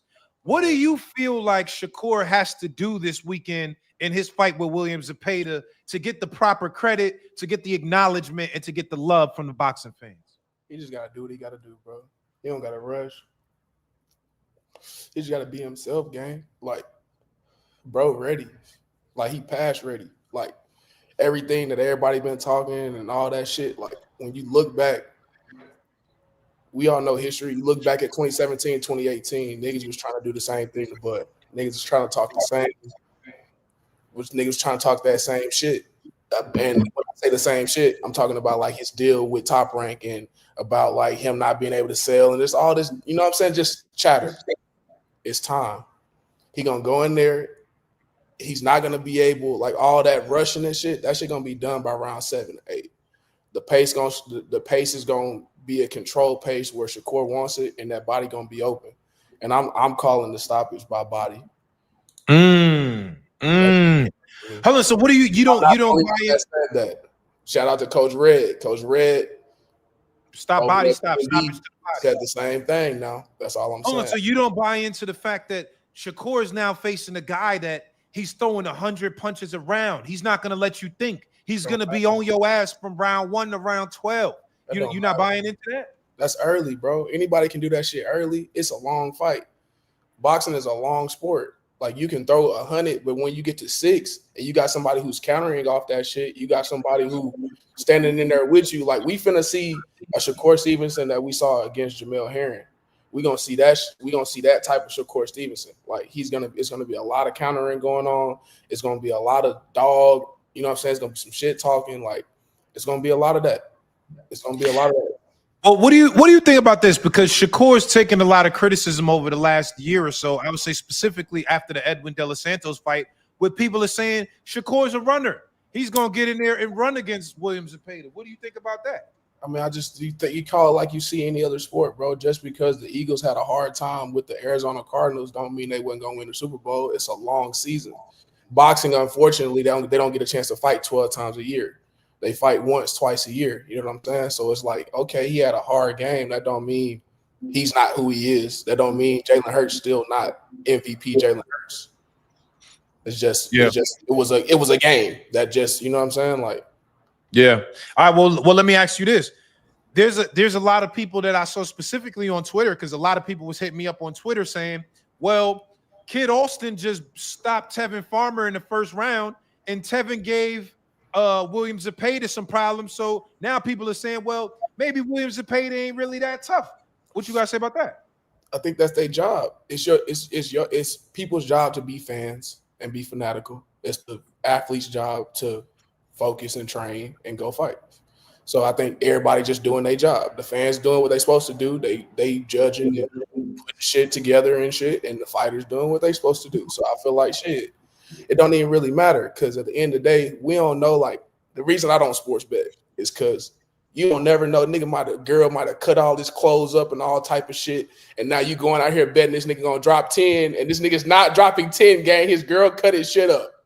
Like, you know what I'm saying? So you never know. The personal problems be affecting the performances. Come on, gang. So you never know what a nigga really going through for real. So it's like you can't even judge like the fights like that because a nigga might have been feeling great this night. Like, who knows, bro? Kid Austin, like he said, his daddy said he did some voodoo shit on him or something, bro. Kid Austin turned into Super Saiyan, nigga. Yeah, he said he did the hypnotism. He hypnotized Kid Austin. That shit is crazy. That shit should be illegal damn near. Like, but it's, you know what I'm saying, bro? It's Joe telling how he was feeling coming out of that tunnel. So that's it. All right, so let me ask you this to wrap it up. How do you feel about, like, I know you said you ain't think Berlanga's like that, but did that mean that you think Shiraz is going to beat him this weekend? No, that's not what that means. That just means like when I hear niggas say great, because it's like that conversation that Canelo and Bud was having. And Bud made a great point, and Canelo didn't know what to say. He said, well, since you went up weight, and not connecting this to Berlanga, but just talking about the greatness piece, because he said he's going to be the next great. Well, Bud said, well, since you moved up weight and you tried to be great and you lost to a guy, does that just make you average? Canelo had no response. So to me, like when you say great, it's like Dion said, it's an extra room up there. Greats is your Floyds, your Sugar Ray Leonards, you know what I'm saying? It's some extra room up there. So I'm saying he wants to be another one of the greats. I just don't see that because, like, you good, bro, and you probably really good, but like great is a whole nother conversation. That's a different. So that makes sense. And that's no disrespect to him, nigga. I'm really good at my sport, nigga. I don't have a gold jacket. I just played football really good. So it's okay to be really good. You can still retire at 30 and smoke weed whenever you feel like it. Yo, listen, man. Yo, Kyron, I appreciate you putting up, man. Pulling up. Can you just let everybody know about your podcast real quick before I let you go? Bet on Yourself podcast, man. Check us out. We just dropped a Day in the Life episode with Terrence Crawford. So, man, make sure you check us out. And it's all about being yourself, betting on yourself, man. Don't let nobody tell you what you can or what you can't do. Bet on yourself. Okay. Yo, man, thank you for pulling up, brother. I appreciate you. It's all love. One. All right. Let me get first. I'm going to bring up Rachel Donaire, and then I'm bring up COE Films, and then my boy Jermaine. All right, let me bring up Rachel. Listen, come on, y'all. We got Rachel Donaire, wife of the great Nonito Donaire. Let me bring her up real quick, and then I'm gonna bring up everybody else. Hey, what's up, Naji? Rachel, what's popping? Well, before we get to the fights for this weekend, I did want to congratulate you. I think that you bringing up Dmitry was, fire. I think that a lot of people need more knowledge as far as the business of boxing, especially when, people go back and forth on YouTube all the time as their opinions and not really have the knowledge. So, I think you should bring up more guys like that kind of, give insights to what really happens in boxing. You know what? You're right. And I appreciate that comment because, you and I used to argue on YouTube. You and I used to argue on YouTube about business and everything, and you're very sharp. And obviously, you're married to one of a legend in the sport of boxing in Nonito. So you know the business and you've been very active. So I definitely agree with you in that regard. Yeah. So again, as far as like this, the weekend that's coming up, oh, sorry, my dog knocked over something. Talking about Shiraz and Berlanga. Listen, Berlanga has always had that knockout power. He's aggressive. He usually has a strategic approach. The only questions that people have in his mind is, first of all, like, it's kind of hard to get up after those silk sheets of Canelo, right? Like that kind of payday gets you a little bit comfortable. And how do you become motivated after getting all that money? Because I'm just going to assume that what he's getting paid for Shiraz is nothing near what he got paid for Canelo, right? I think that's a safe assumption. And is he overlooking Shiraz? And I'm not saying that Shiraz is, a beast or anything in this division. Like I was, I think a lot of people were not impressed with his last fight, especially considering it was a draw. Did you think did you think that was a draw, Shiraz versus Carlos Adames? No, I didn't think it was a draw. I felt like they were going to give it a draw, but I didn't think that it was just. I didn't think that was right. and the question starts to stand if how he's going to handle the pressure and the power with what Berlanga's going to bring. Yeah. So, I'm still leaning towards Berlanga. I feel like they're aiming Shiraz to other fights already, kind of overlooking Berlanga. Like it's almost like they feel like it's a shoe-in. So both sides I feel might have that downside where they're like, Berlanga's like, dude, Shiraz has never been at my level. He's never felt a power punch like this. And Shiraz, like they're all talking about his next fights already Yeah. before this fight is even, done. And that always, for me, that always, whenever you look forward and over another your opponent, like it starts to take your focus away from why you're supposed to be in that ring. That's a good point. I like that a lot. So I guess you're leaning towards Berlanga if you had to pick. Yeah, I'm leaning towards Berlanga. Okay. Now talk to me about the Shakur fight, Rachel. Like I know you and I have debated about Shakur in the past. You know what I'm saying? We've had some nice and great debates about Shakur Stevenson. I think Yeah. he's fighting his best opponent to date in William Zepeda, a guy that's going to come in there and throw 100 punches. He's not going to let you think. He's going to pressure and smother you all night. How do you see that fight going? I think I'm going towards Shakur. Toward just by points. Honestly, I think that one of Zepeda's weaknesses is his vulnerability to counter punches, and Shakur can set that up really well. His accuracy and his punch selection is exceptional. His timing is exceptional. Now, people are going to say, okay, well, he doesn't punch hard. That the punch power isn't behind Shakur for him to make a statement against Cepeda. But again, this is boxing. There's certain ways that you could box, right? You could outpoint someone, you can knock him out. Cepeda, I believe, is going to try to knock him out. And Shakur, I think, his best bet is to outpoint him. If there is an opening for him to knock him out, I would think that Shakur's going to at least try to do that. But I don't think that he's going to risk getting into a high output firefight with Zepeda. I don't think Yeah. that's the best game plan. Yeah. Oh, well, if Shakur wins this fight, right, if he's able to do it in a dominant fashion, where do you feel like that leaves him in terms of, the 135 scene, right? Like we got Gervonta Tank Davis. We got even Lamont Roach, who obviously is still a champion at 130, but he's talking about moving to 35. Where do you think that lands Shakur in terms of the rankings for the 135 division? I still think that he's ranked up there. I mean, the thing is that I don't know if I really call Lamont Roach into 135. I know he fought, Tank, but really like keeping his feet in there and leaving 130 altogether is a whole different story, right?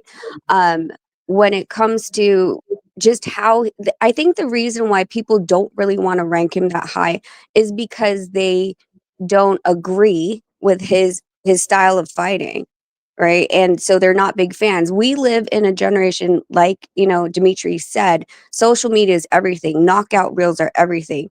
A lot of people can't even sit through a damn movie these days. They just want to, fast forward through the action scenes because they want to see action. Now, that's more so younger and newer fans that don't understand how hard it is to have exceptional defense, to have elusiveness, and how to move around the ring. We throw Shakur under the bus for moving around the ring, but at the same time, we're also not giving any downgrade to the guy who he's fighting that can't cut off a ring, right? So these conversations, because you have to have two people in the ring, you have to have people dancing. Shakur's not going to move if you're not moving either. Right. So, I think that he does get slack for how he fights, but if you can't, the thing is that not a lot of people can fight like Shakur. If you get like, I don't know, get someone like Pitbull, have Pitbull do what Shakur does. He can't. Right. And that makes it a style, and it makes it something that it's hard to beat. Knowing his accuracy and his ring IQ. And gosh, he's been boxing for how long? The experience that Yeah. he has in the ring as well. So that's my Okay. take. Listen, Rachel, that was a great breakdown, and I really appreciate it. They saying I switched up my voice. They saying I got a corporate voice on now that you on. You have your corporate voice on because we debate a lot. Yeah, I don't No. know. Yes, that's what they say it in the chat. Let me ask you before you leave, Rachel. First of all, Yeah. thank you for coming up and thank you for always supporting me. Thank you very much. Let me ask you about your husband, the great Mm. Donaire. He just fought. It was what was that? A couple weeks ago, maybe 2 weeks ago now.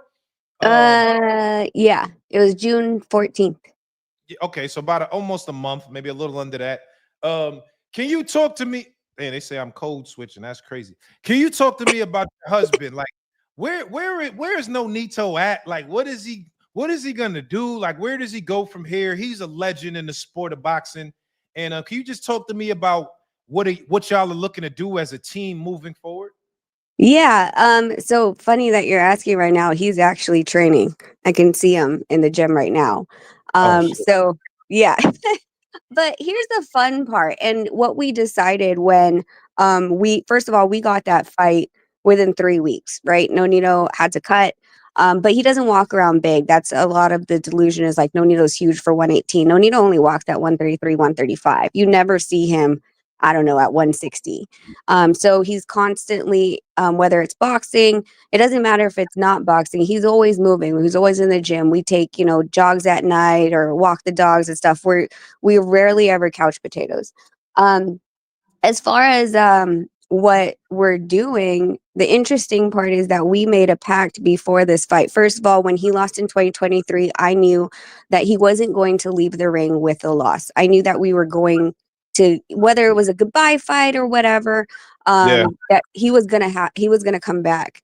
But the longevity of him coming back is something that is still up in the air. And like I said, before this fight, before the outcome, I told him, I was like, can we just enjoy this? And he was like, what do you mean? I was like, dude, we've gone through so many camps, so many stressful cuts, all this other stuff. Bounced around from promoter to fought everywhere. I was like, and we're always so serious. If you want to do this because you just want to have fun, why don't we have fun? And he agreed. So after, when they asked him, well, what's next? Nonito was like, I just want to enjoy my win. Can I just Mm, enjoy my win? Can I be in the present day and feel how I feel?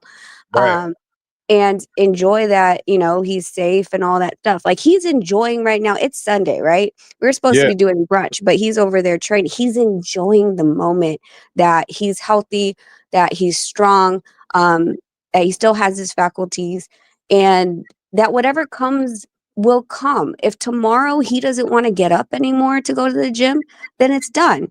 But to Right. realize and to recognize within yourself that I'm doing this because I want to and I'm enjoying it rather than I'm doing it because I'm trying to chase that guy or this guy. There's nothing that Nonito, I don't, in my personal opinion, yeah, you could call me biased, but Nonito's done everything that anyone's ever asked him to do. Like it was That's never right. enough. So Right. for me, like it's, we're just like, there's nothing left for you to prove. You've done fighter of the year, you've done 2 knockouts of the year. Started 24/7, 365. What, 13 belts, 5 weight divisions if you Talk call the about it, 113 Rachel. Talk interim. about it. Talk about it. You know, come on. And every single time is like, oh, well, I remember this because I used to get pissed at Max Kellerman for this.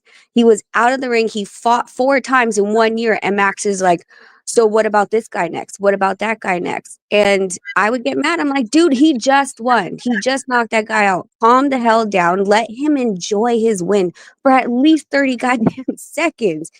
We live in a world that's always looking for more, for like you can't do enough. So I Right. guess my Sunday preach is, live in the present because you're never going to have this again. The only time that you will know what you want is when you live in the present and you don't live in the future, with anxiety. So I we're like just that. chilling. We're Okay. chilling. Yeah. I like that. Listen, Rachel, I appreciate you pulling up. Thank you very much. And everything that you and your husband have given to the sport, like, it's amazing. It's definitely something that we appreciate as fans. So, you know, we definitely got to do something. You know what I mean? We've been talking about it, and we're gonna put that together. Yeah, for sure. And let me like one last thing. Like, listen, like I've always said this. Like, a lot of the fighters have been sending me their contracts. I don't I don't pull anyone from anyone. I also don't. I just advise at this point. And the contracts that I have seen, something like the bad contracts that are out there, like you got to look at someone like Dmitry, who has been through boxing, who people have taken advantage of him in boxing as a fighter, and him turning around and trying to make the sport better for fighters like that. That's hats off to him for sure. Right. Okay. Yeah, Rachel, I appreciate you pulling up. Thank you very much. Oh, one more. One more. Go Donita ahead. wants to know when you guys are gonna smoke cigars. Oh man, listen. I might be in Vegas next week. Maybe we could go, you know what I'm saying? I got some good Cubans for him. Let's do that. I got a camera guy. I want to talk to Nonito as well. So Hey, let me know. Let's definitely put that together. All right, sounds good. Talk to you guys later. Bye. All right, later. Come on, y'all. Rachel Donaire, man. Show us some love, man. Y'all over here talking about I'm corporate now, nigga. What's wrong with y'all niggas, man? Come on, it's me, man. Cigar Talk, man. I'm from the trenches, man. Jamaica, Queens, man. All right, let me bring up COE and then Jermaine. I'm bringing up COE and then Jermaine. Come on, y'all wilding now. Don't do that. Don't do that. Rachel's the homie. Y'all niggas is over here wilding. Don't y'all do that. That's the homie, bro. Don't y'all getting out of pocket now. Let me get COE to the stage. What's popping? My man say he from the trenches. What's up, man? What's up, good brother? How you living, man? Man, shit, living good, man. Enjoying the sunlight. What's good with you? Man, listen, the sunlight's a blessing, man. To see that sunlight's a blessing, man. The little things are blessings, you know what I mean? Talk to me, man. You know what I mean? I had a hell of a fourth. Let's get to the shits, man. COE, let's get to it. Let's get to it. Uno. We got Shakur Stevenson versus William Zepeda. Everybody's talking about it. Everybody's like, this is one of them fights. Can you give me a breakdown of how that looks to you? Yeah, so Shakur, my guy, man. I've been rocking with Shakur, man, for a while now. And just over time, just me watching his fights, I'm loving his style, dog. So, you know, this fight right here, it's a pivotal point for Shakur. I think if he come out and he do his thing like I know he'll do, he'll shut up all the doubters, all the haters. And you ask me how it's gonna go, it's belt to ass, man. My bad, I don't mean to cuss on your platform. Listen, go ahead, get off. It's belt to ass season for your boy Zepeda, for Zepeda out here. Listen, this man throws what 99 punches per fight, per round. Look at him. It will not be that against Shakur Stevenson. He would get frustrated early. I'm talking about somewhere in the third or fourth round where he would start to figure out like, damn, I cannot hit this dude. And from that point on, Shakur would start putting belt to ass immediately. And some people say he gonna run. He's not gonna run. Listen, it kills me that this man get a lot of flack for his fighting style. And like Donaire has said, you know, his fighting is a style, man. And it just like Zepeda got a pressure style, Shakur got a hit and not get hit style. So he also can fight on the inside as well. They get it twisted. The man hands is not all the way together during that fight with him and with him and De Los Santos, man. So they gotta know you gotta do what you gotta do in your fights, man. But it will be belt to ass season for Shakur Stevenson over Zepeda. I got Shakur winning by a long range. Okay. That's a good one. How do you? I'm trying to tell you. Let's go to the main event real quick. How you seeing Edgar Berlanga versus Hamza Shiraz? That's a good fight right there. So listen, I went back and I said, man, let me check out Berlanga, man. Let me check out his matches over the years. So, you know, he had a lot of fights, man, damn near a 16 fight win streak where he was knocking them out first round, right? So he was doing this thing, but then you see on down the line, he started going the distance.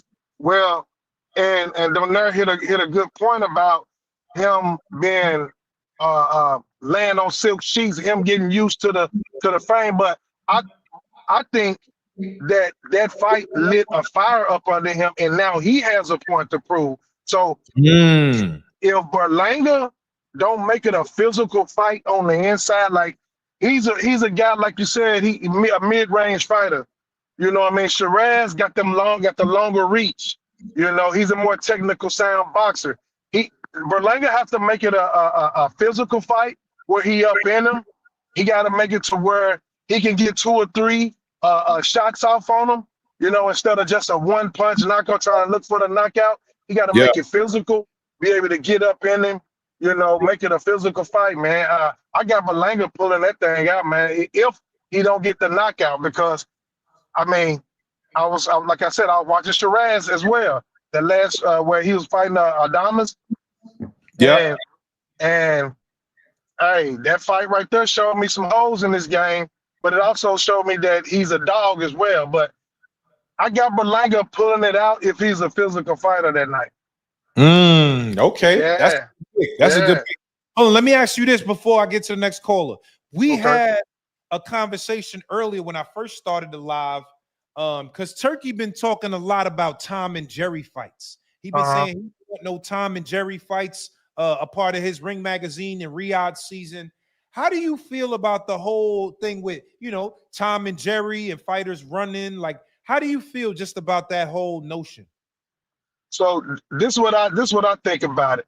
I think that Turkey is a fan, and he want to see the fights like we want to see the fights. He want to see the clashing of the titans. He want to see the blood and guts. It's a brutal sport. So of course he want to be entertained. It's his money he putting out. So he want to get the best bang for his buck. I get it. Now, as far as the Tom and Jerry situation, man, it's a lot of these fighters. When you in that ring, man, and you trying to battle it out, you don't want to become a meme. You know what I'm saying? So a lot of these guys are trying to just prolong their careers. So of course it's not entertaining, but I do understand about if you are spending your money, you want to get your money's worth. So he's well within his range to me to speak about, you know, what he want and what he expect. And if he paying you the money for it, hey, at least you can give him a fight. I mean, that's my take on that. You know what I mean? Okay. I mean, just think about this, Doc. If you're in the ring, right? You've been preparing all this time to go toe to toe, standing toe to toe, right? And you get in there and he hits you with something, boom, and you like, shit, I can't take 2 or 3 more of those. It's gonna be an early night. So do you continue doing what you're doing and take those 2 or 3, or do you say, hold up, let me see, can I set something up? And during that process of you setting something up, it looks like you're running, but you're really just trying to see what you can do. You know what I mean? So I'm on the fence, but I understand what Turkey trying to say. If you putting your money, you know what I'm saying, up front, then you want to get your product. You want to pay for some good. Yeah. I feel it, but you see this comment, he said, tell Turk to take a punch. It's easy when you ain't the nigga taking them punches. That's what I'm saying. I mean, you take 2 or 3 of them, and you like, shit, I'm not finna take 2 or 3 of them, man. Fuck that. I'm finna piece your ass up on the outside, and then we can see what we do.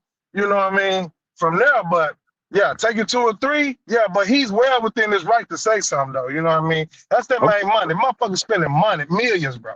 These motherfuckers getting paydays like they never seen before. So don't get comfortable. And look, and let me say this, and I'm gonna let you get to the next one. If you're a boxer and you watching this, listen, y'all getting the bag like you never got it. Y'all ask for the money. You getting the money, right? Okay. You're basically in a new era of the sport where this man willing to do whatever he want to do for you. So if you rocking with him, if he rocking with you, at least you can do is give him what he want. But don't get embarrassed. Make it right. Don't come a mean, but give a entertaining fight. That's all I gotta say. Okay. Yo, COE, I appreciate you pulling up, good brother. Thank you, man. Yeah. I appreciate it. Hey, man, listen. You doing your shit, bro, and I gotta give you your flowers, man. Hey, you changing the game right along with Turk. And I don't know how we reach Turk, but Turk need to reach out to you and say, hey, come here, let me pull your tail for a minute. I need what you doing on my team. And that's just Turk, me. holla at me, Turk. You know what I'm saying? Holla Come at me. on, Turk, man. Holla at your boy Naji. Hey, I'm out, man. All right, Love bro. y'all. All right. Later. All right, yo, let me get my man Jermaine up here, man. Let me get Jermaine. What's popping? Yo, what's good, Naji? Yo, Jermaine, good to see you, brother. How are You you, man? too. I'm good. I'm good. Good. You? I mean, I'm amazing, bro. Talk to me, man. We got some big fights this weekend happening. Let's get to it. Let's get started. Let's start with Shakur Stevenson versus William Zepeda. I know you always give good breakdowns. How you seeing that one, brother? I see Shakur doing what he did against Padley, doing what he did against Jamel Herring. Everyone breaking him down slowly. Oh, you saying a stoppage? You calling it a stoppage? He did a stoppage against Padley and Jamel. Yeah.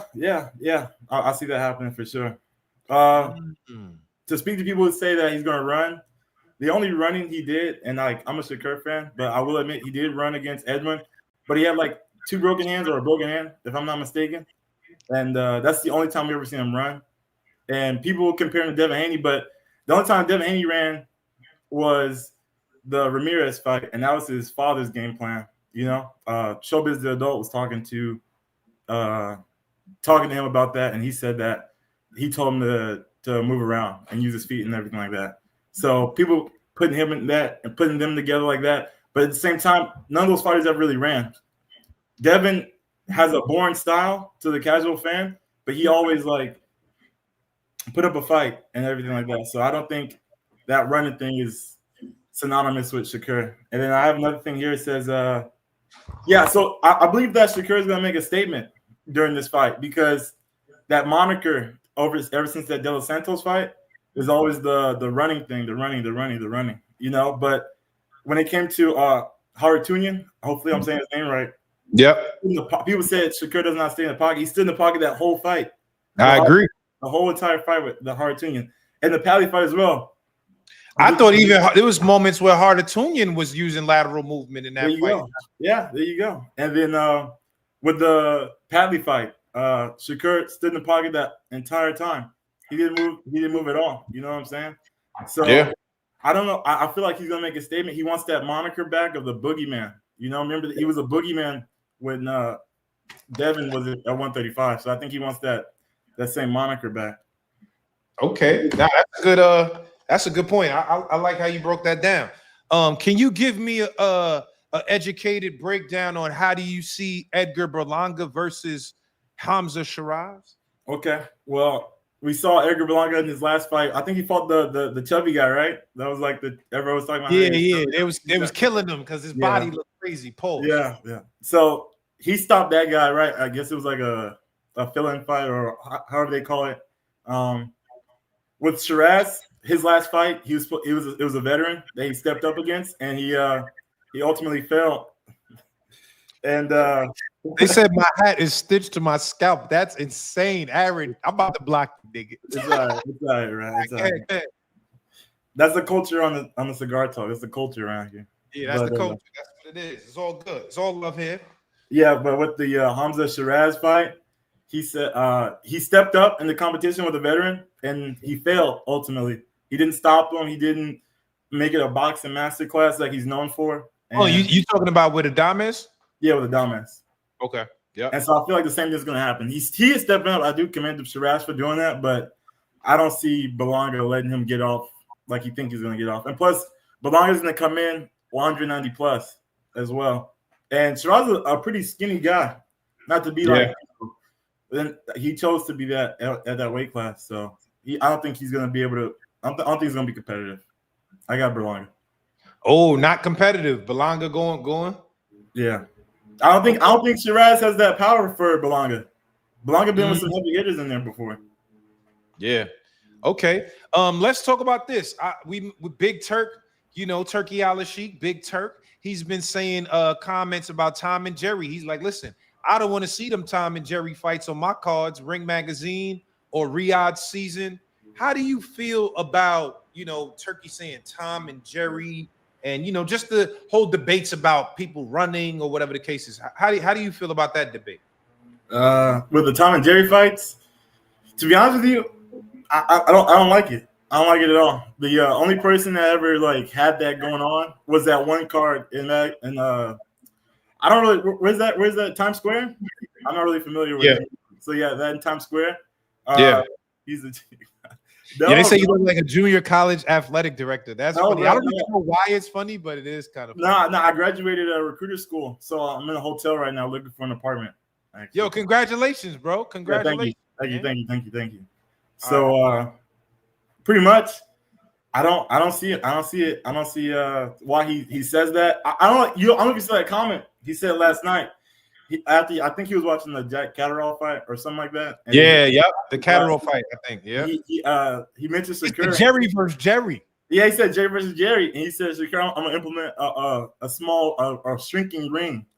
And I was like, why are you getting that Shakur about that, man? Like, that's first of all, when Zepeda come in, well, this is how I picture in my head, right? Shakur's not gonna let him tee off like he wants to. He's gonna get countered every single time. He's gonna be staying mid-range, not even long, but he's gonna be staying mid-range the entire time. And then once Zepeda actually is able to close the distance on him, what's gonna happen is that Zepeda's gonna put his hands in his pockets because once he finally gets it, he's not gonna know what to do. He's not gonna know. He's gonna be like, oh man, he's gonna counter me if I throw and stuff like that. So you can see Shakur slowing the pace down then. From and what I don't believe in that whole Tom and Jerry thing. Like we've only seen Tom and Jerry on that Times Square card, and that was it. Everything else was fine. Well, we also saw it in the Canelo card the day after. It was Canelo versus William Scope. Yeah. And I mean, that was bad. Let me read this super chat real quick. Matt Borgenson says, I think Shakur is gonna get overwhelmed to the body. Yo, Matt, thank you for the super chat. Jermaine, what do you think about that? Shakur might get overwhelmed to the body, bro. Yeah, I mean, to be honest with you, that's a good point. That's a very good point. But I do believe what Shakur said that Zepeda doesn't have the same power that Shakur has. I know, like, Devin hasn't gotten a knockout since 2019. Shakur just got TKO his last fight. The only reason that Zepeda is able to do that is because none of those guys know how to neutralize. What people say is a common word: neutralize and frustrate their opponent. They don't know how to neutralize and frustrate Zepeda. They get overwhelmed themselves with all that power and all that. Like not all that power, but all those like punches coming your way. They don't know how to like neutralize that and like slow it down and stuff like that. So I don't think Shakur would let that happen. Okay. Let me ask you this before we wrap up. There's another fight, the women's bout that's happening the day before. We have Katie Taylor versus Amanda Serrano, the trilogy. What do you think about that fight? Are you excited to see it? Yeah, I like the last one. It was pretty balling. But I don't know. I don't know about Amanda Serrano. She seems like she has trouble dealing with Katie Taylor all the time. I get it. People say Katie Taylor's always like using her headbutts and everything like that. She does headbutt a lot, but I think she's the better boxer, though. I think she is the better boxer too, and I like Amanda Serrano. I actually like her a lot. I want her to win, but I just don't think she knows how to beat Katie. Even though they already fought 24 rounds, right? 24 rounds. Yeah. I don't think she knows how to beat her. Katie does a really good job with the clinch and stopping her punches from coming in. Yeah. Okay. All right. Well, listen, man. I appreciate you pulling up, Jermaine. Thank you, brother. Yep. Thank you. Peace out. All right. Later. Yo, y'all niggas in the chat is crazy, bro. I ain't gonna lie. Chat, y'all crazy, man. Let me read this super chat. Yo, Matt, thank you again, brother. Gotta have healthy hands to have power. If his hands at any point go bad, it's done. That's a possibility. That's a possibility. Just because what we saw in the last fight with Padley is his hands healed from then. That wasn't that long ago. When was that fight? Let me see. Shakur Stevenson versus Josh Padley.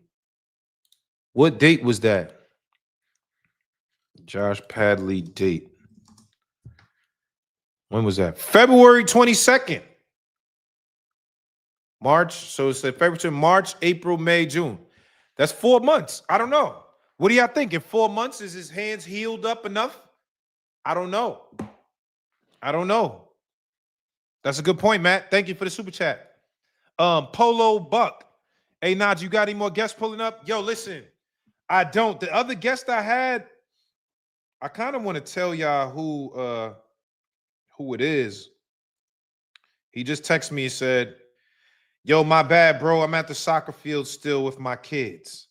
I kind of want to tell y'all who it is because it was a good guess, but I don't know if he's gonna be able to make it. I might have to pull him up on another stream.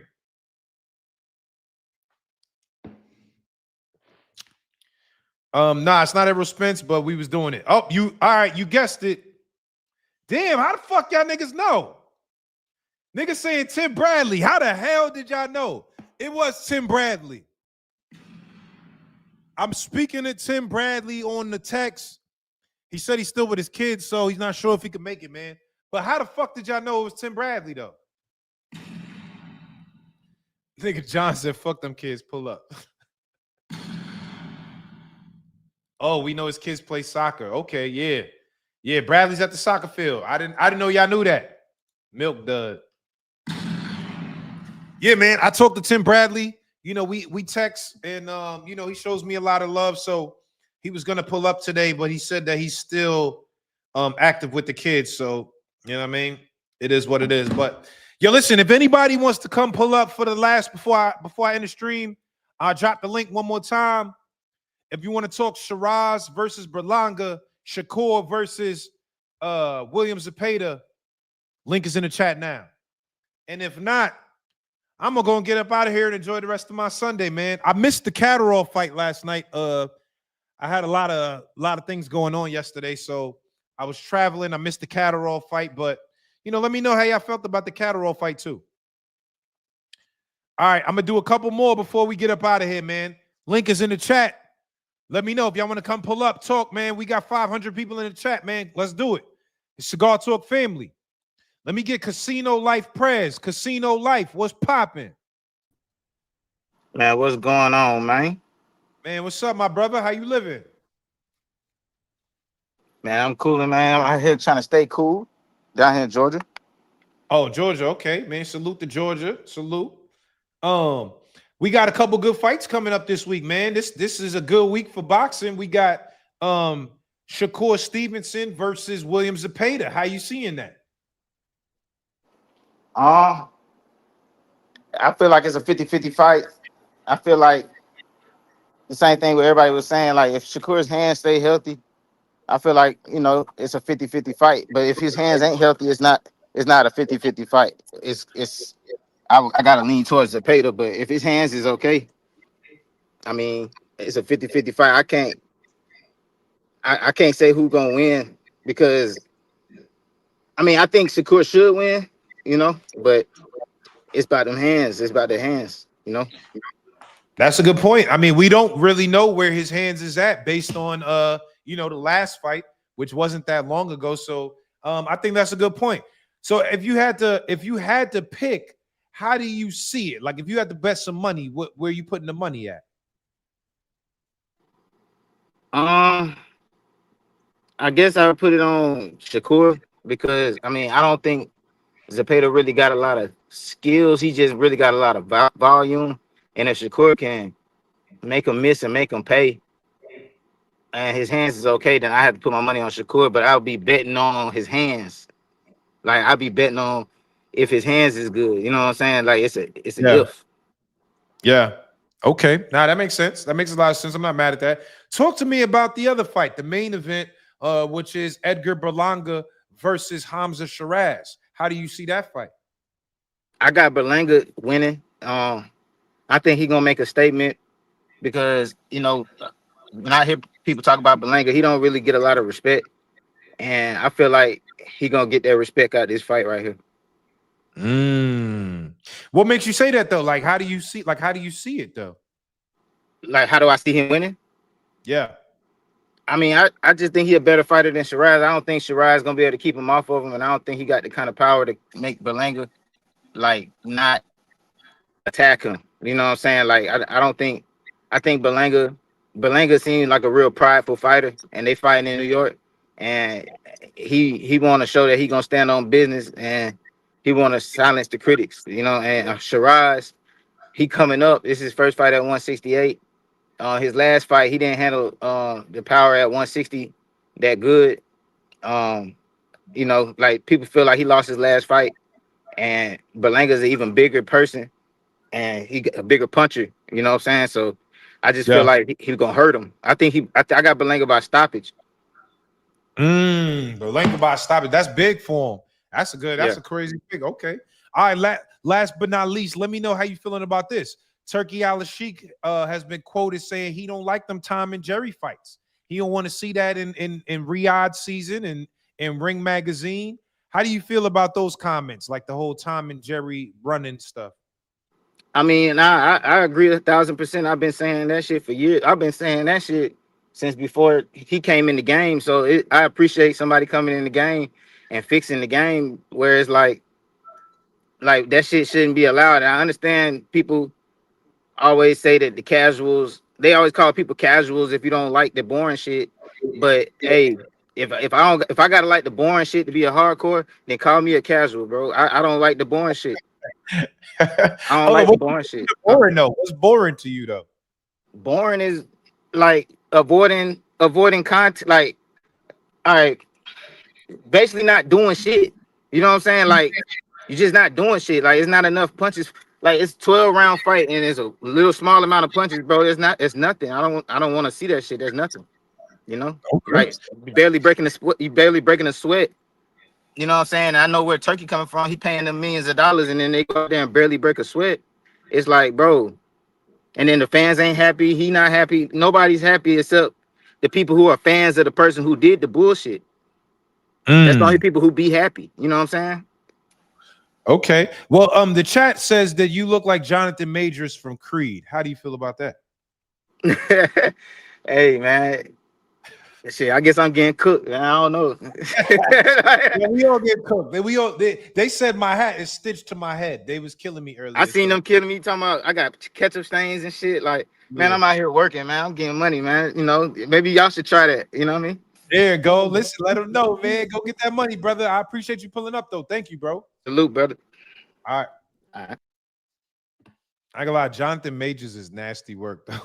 Y'all niggas is the fuck wrong with y'all, man? All right, let me get my man Joey up here. Let me get Joey. Joey, what's popping? What's good, man? What's up, good brother, man? How you doing? Chilling, man. Everything good, man. Appreciate what you're doing, though. I love your shit, man. Nah, I appreciate that. For well, real. I could curse on here, right? Yeah, for sure. Let's get this. Come on, this the trenches up here, nigga. This the trenches up here.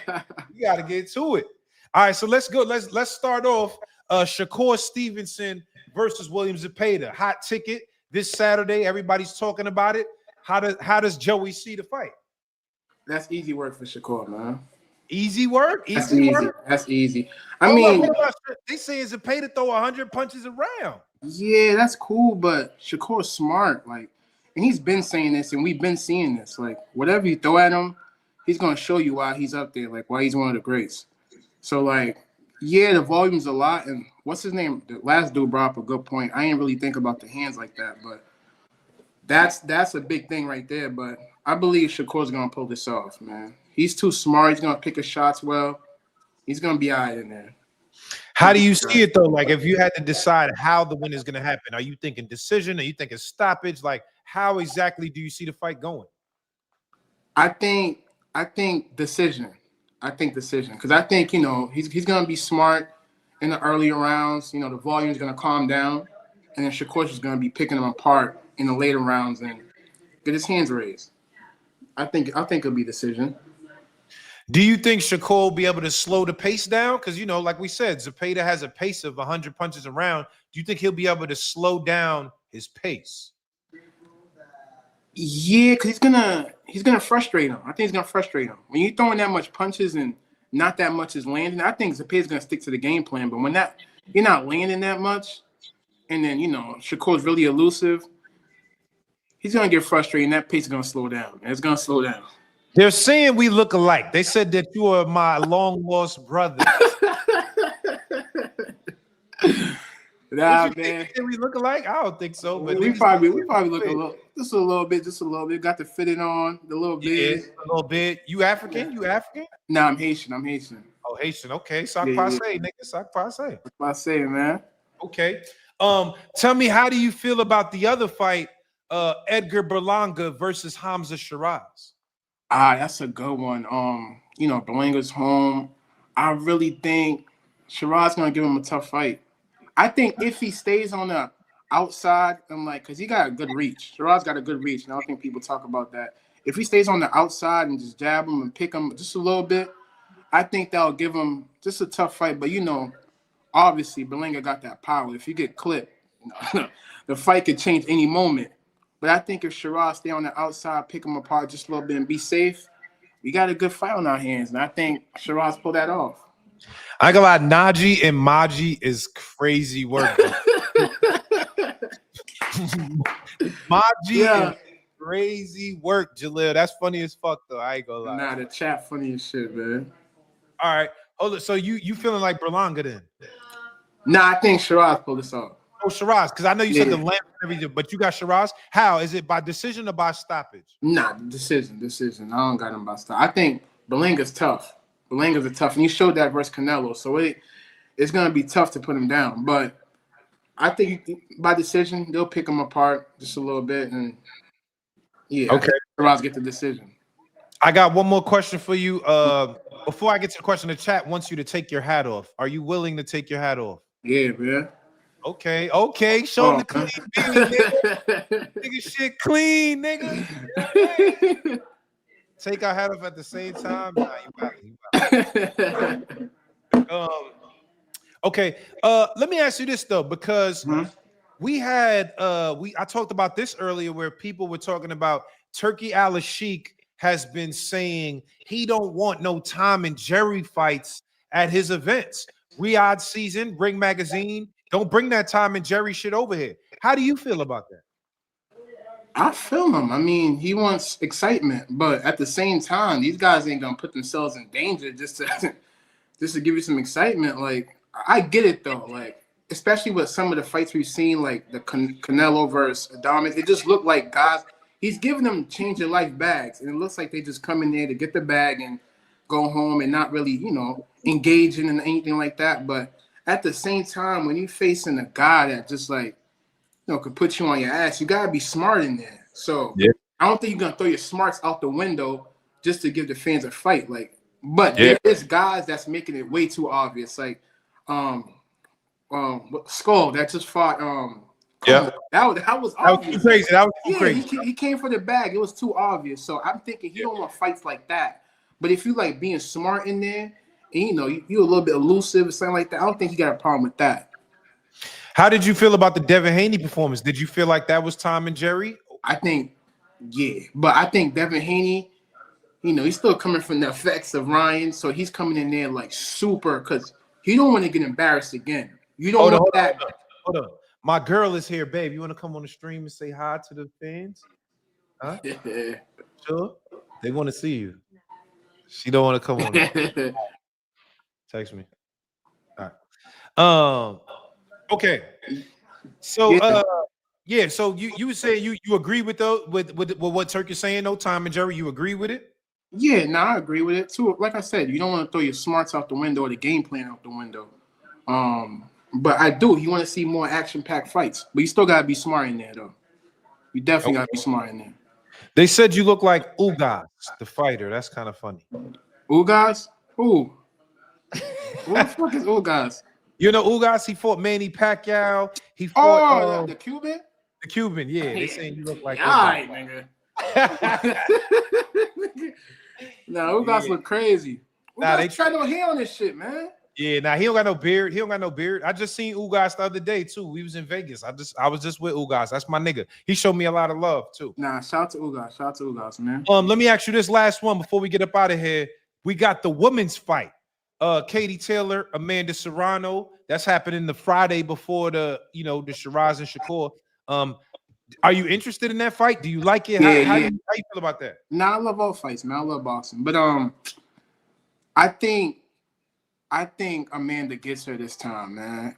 She's gonna have to change her game plan though. Like Amanda keeps losing these fights based off volume. Like Katie Taylor's in there. Katie Taylor's getting hit, but she's in there throwing more punches. She's a little bit more active. Amanda's just waiting for the big shot, that big left. And she like you can hit her with like 2 or 3 in the entire fight, but Katie's like really active. Whether she's getting hit or not, she's really active. And the judge is like, all right, we're gonna give it to the busier fighter. So she keeps losing based off that. But I think in this fight, for the 3rd time, she's gonna be a little bit more active and throw away more. And she'll get it this time. I think she'll get it this time. I'm not mad at that pick, brother. Yeah, I appreciate you pulling up, good brother. Thank you, man. Nah, for sure, man. Appreciate you, man. Have a All good. right. You too. All right. Yo, listen, Naji versus Maji is insane work, bro. What the fuck is wrong with y'all niggas? It's really something wrong with y'all niggas, man. But I love y'all. Y'all are my family, man. Everybody that come pull up and show me love and show us love as a community, I genuinely appreciate y'all. But calling a nigga Maji is nasty work. What the? Come on, that's nasty work. Nigga said he's the Tyler Perry Naji. That was crazy. That's Naji brother. They have the same background. They're in the same house. Naji doesn't have an AI girlfriend. Y'all wildin'. I know y'all niggas think I be lying about my girl. Babe, they think I'm lying. This is crazy. Just get on the live. What the fuck is this? Naji long lost twin brother. Damn. Y'all think we really look alike, nigga? I think we just got a hat and a beard. Maji was Maji was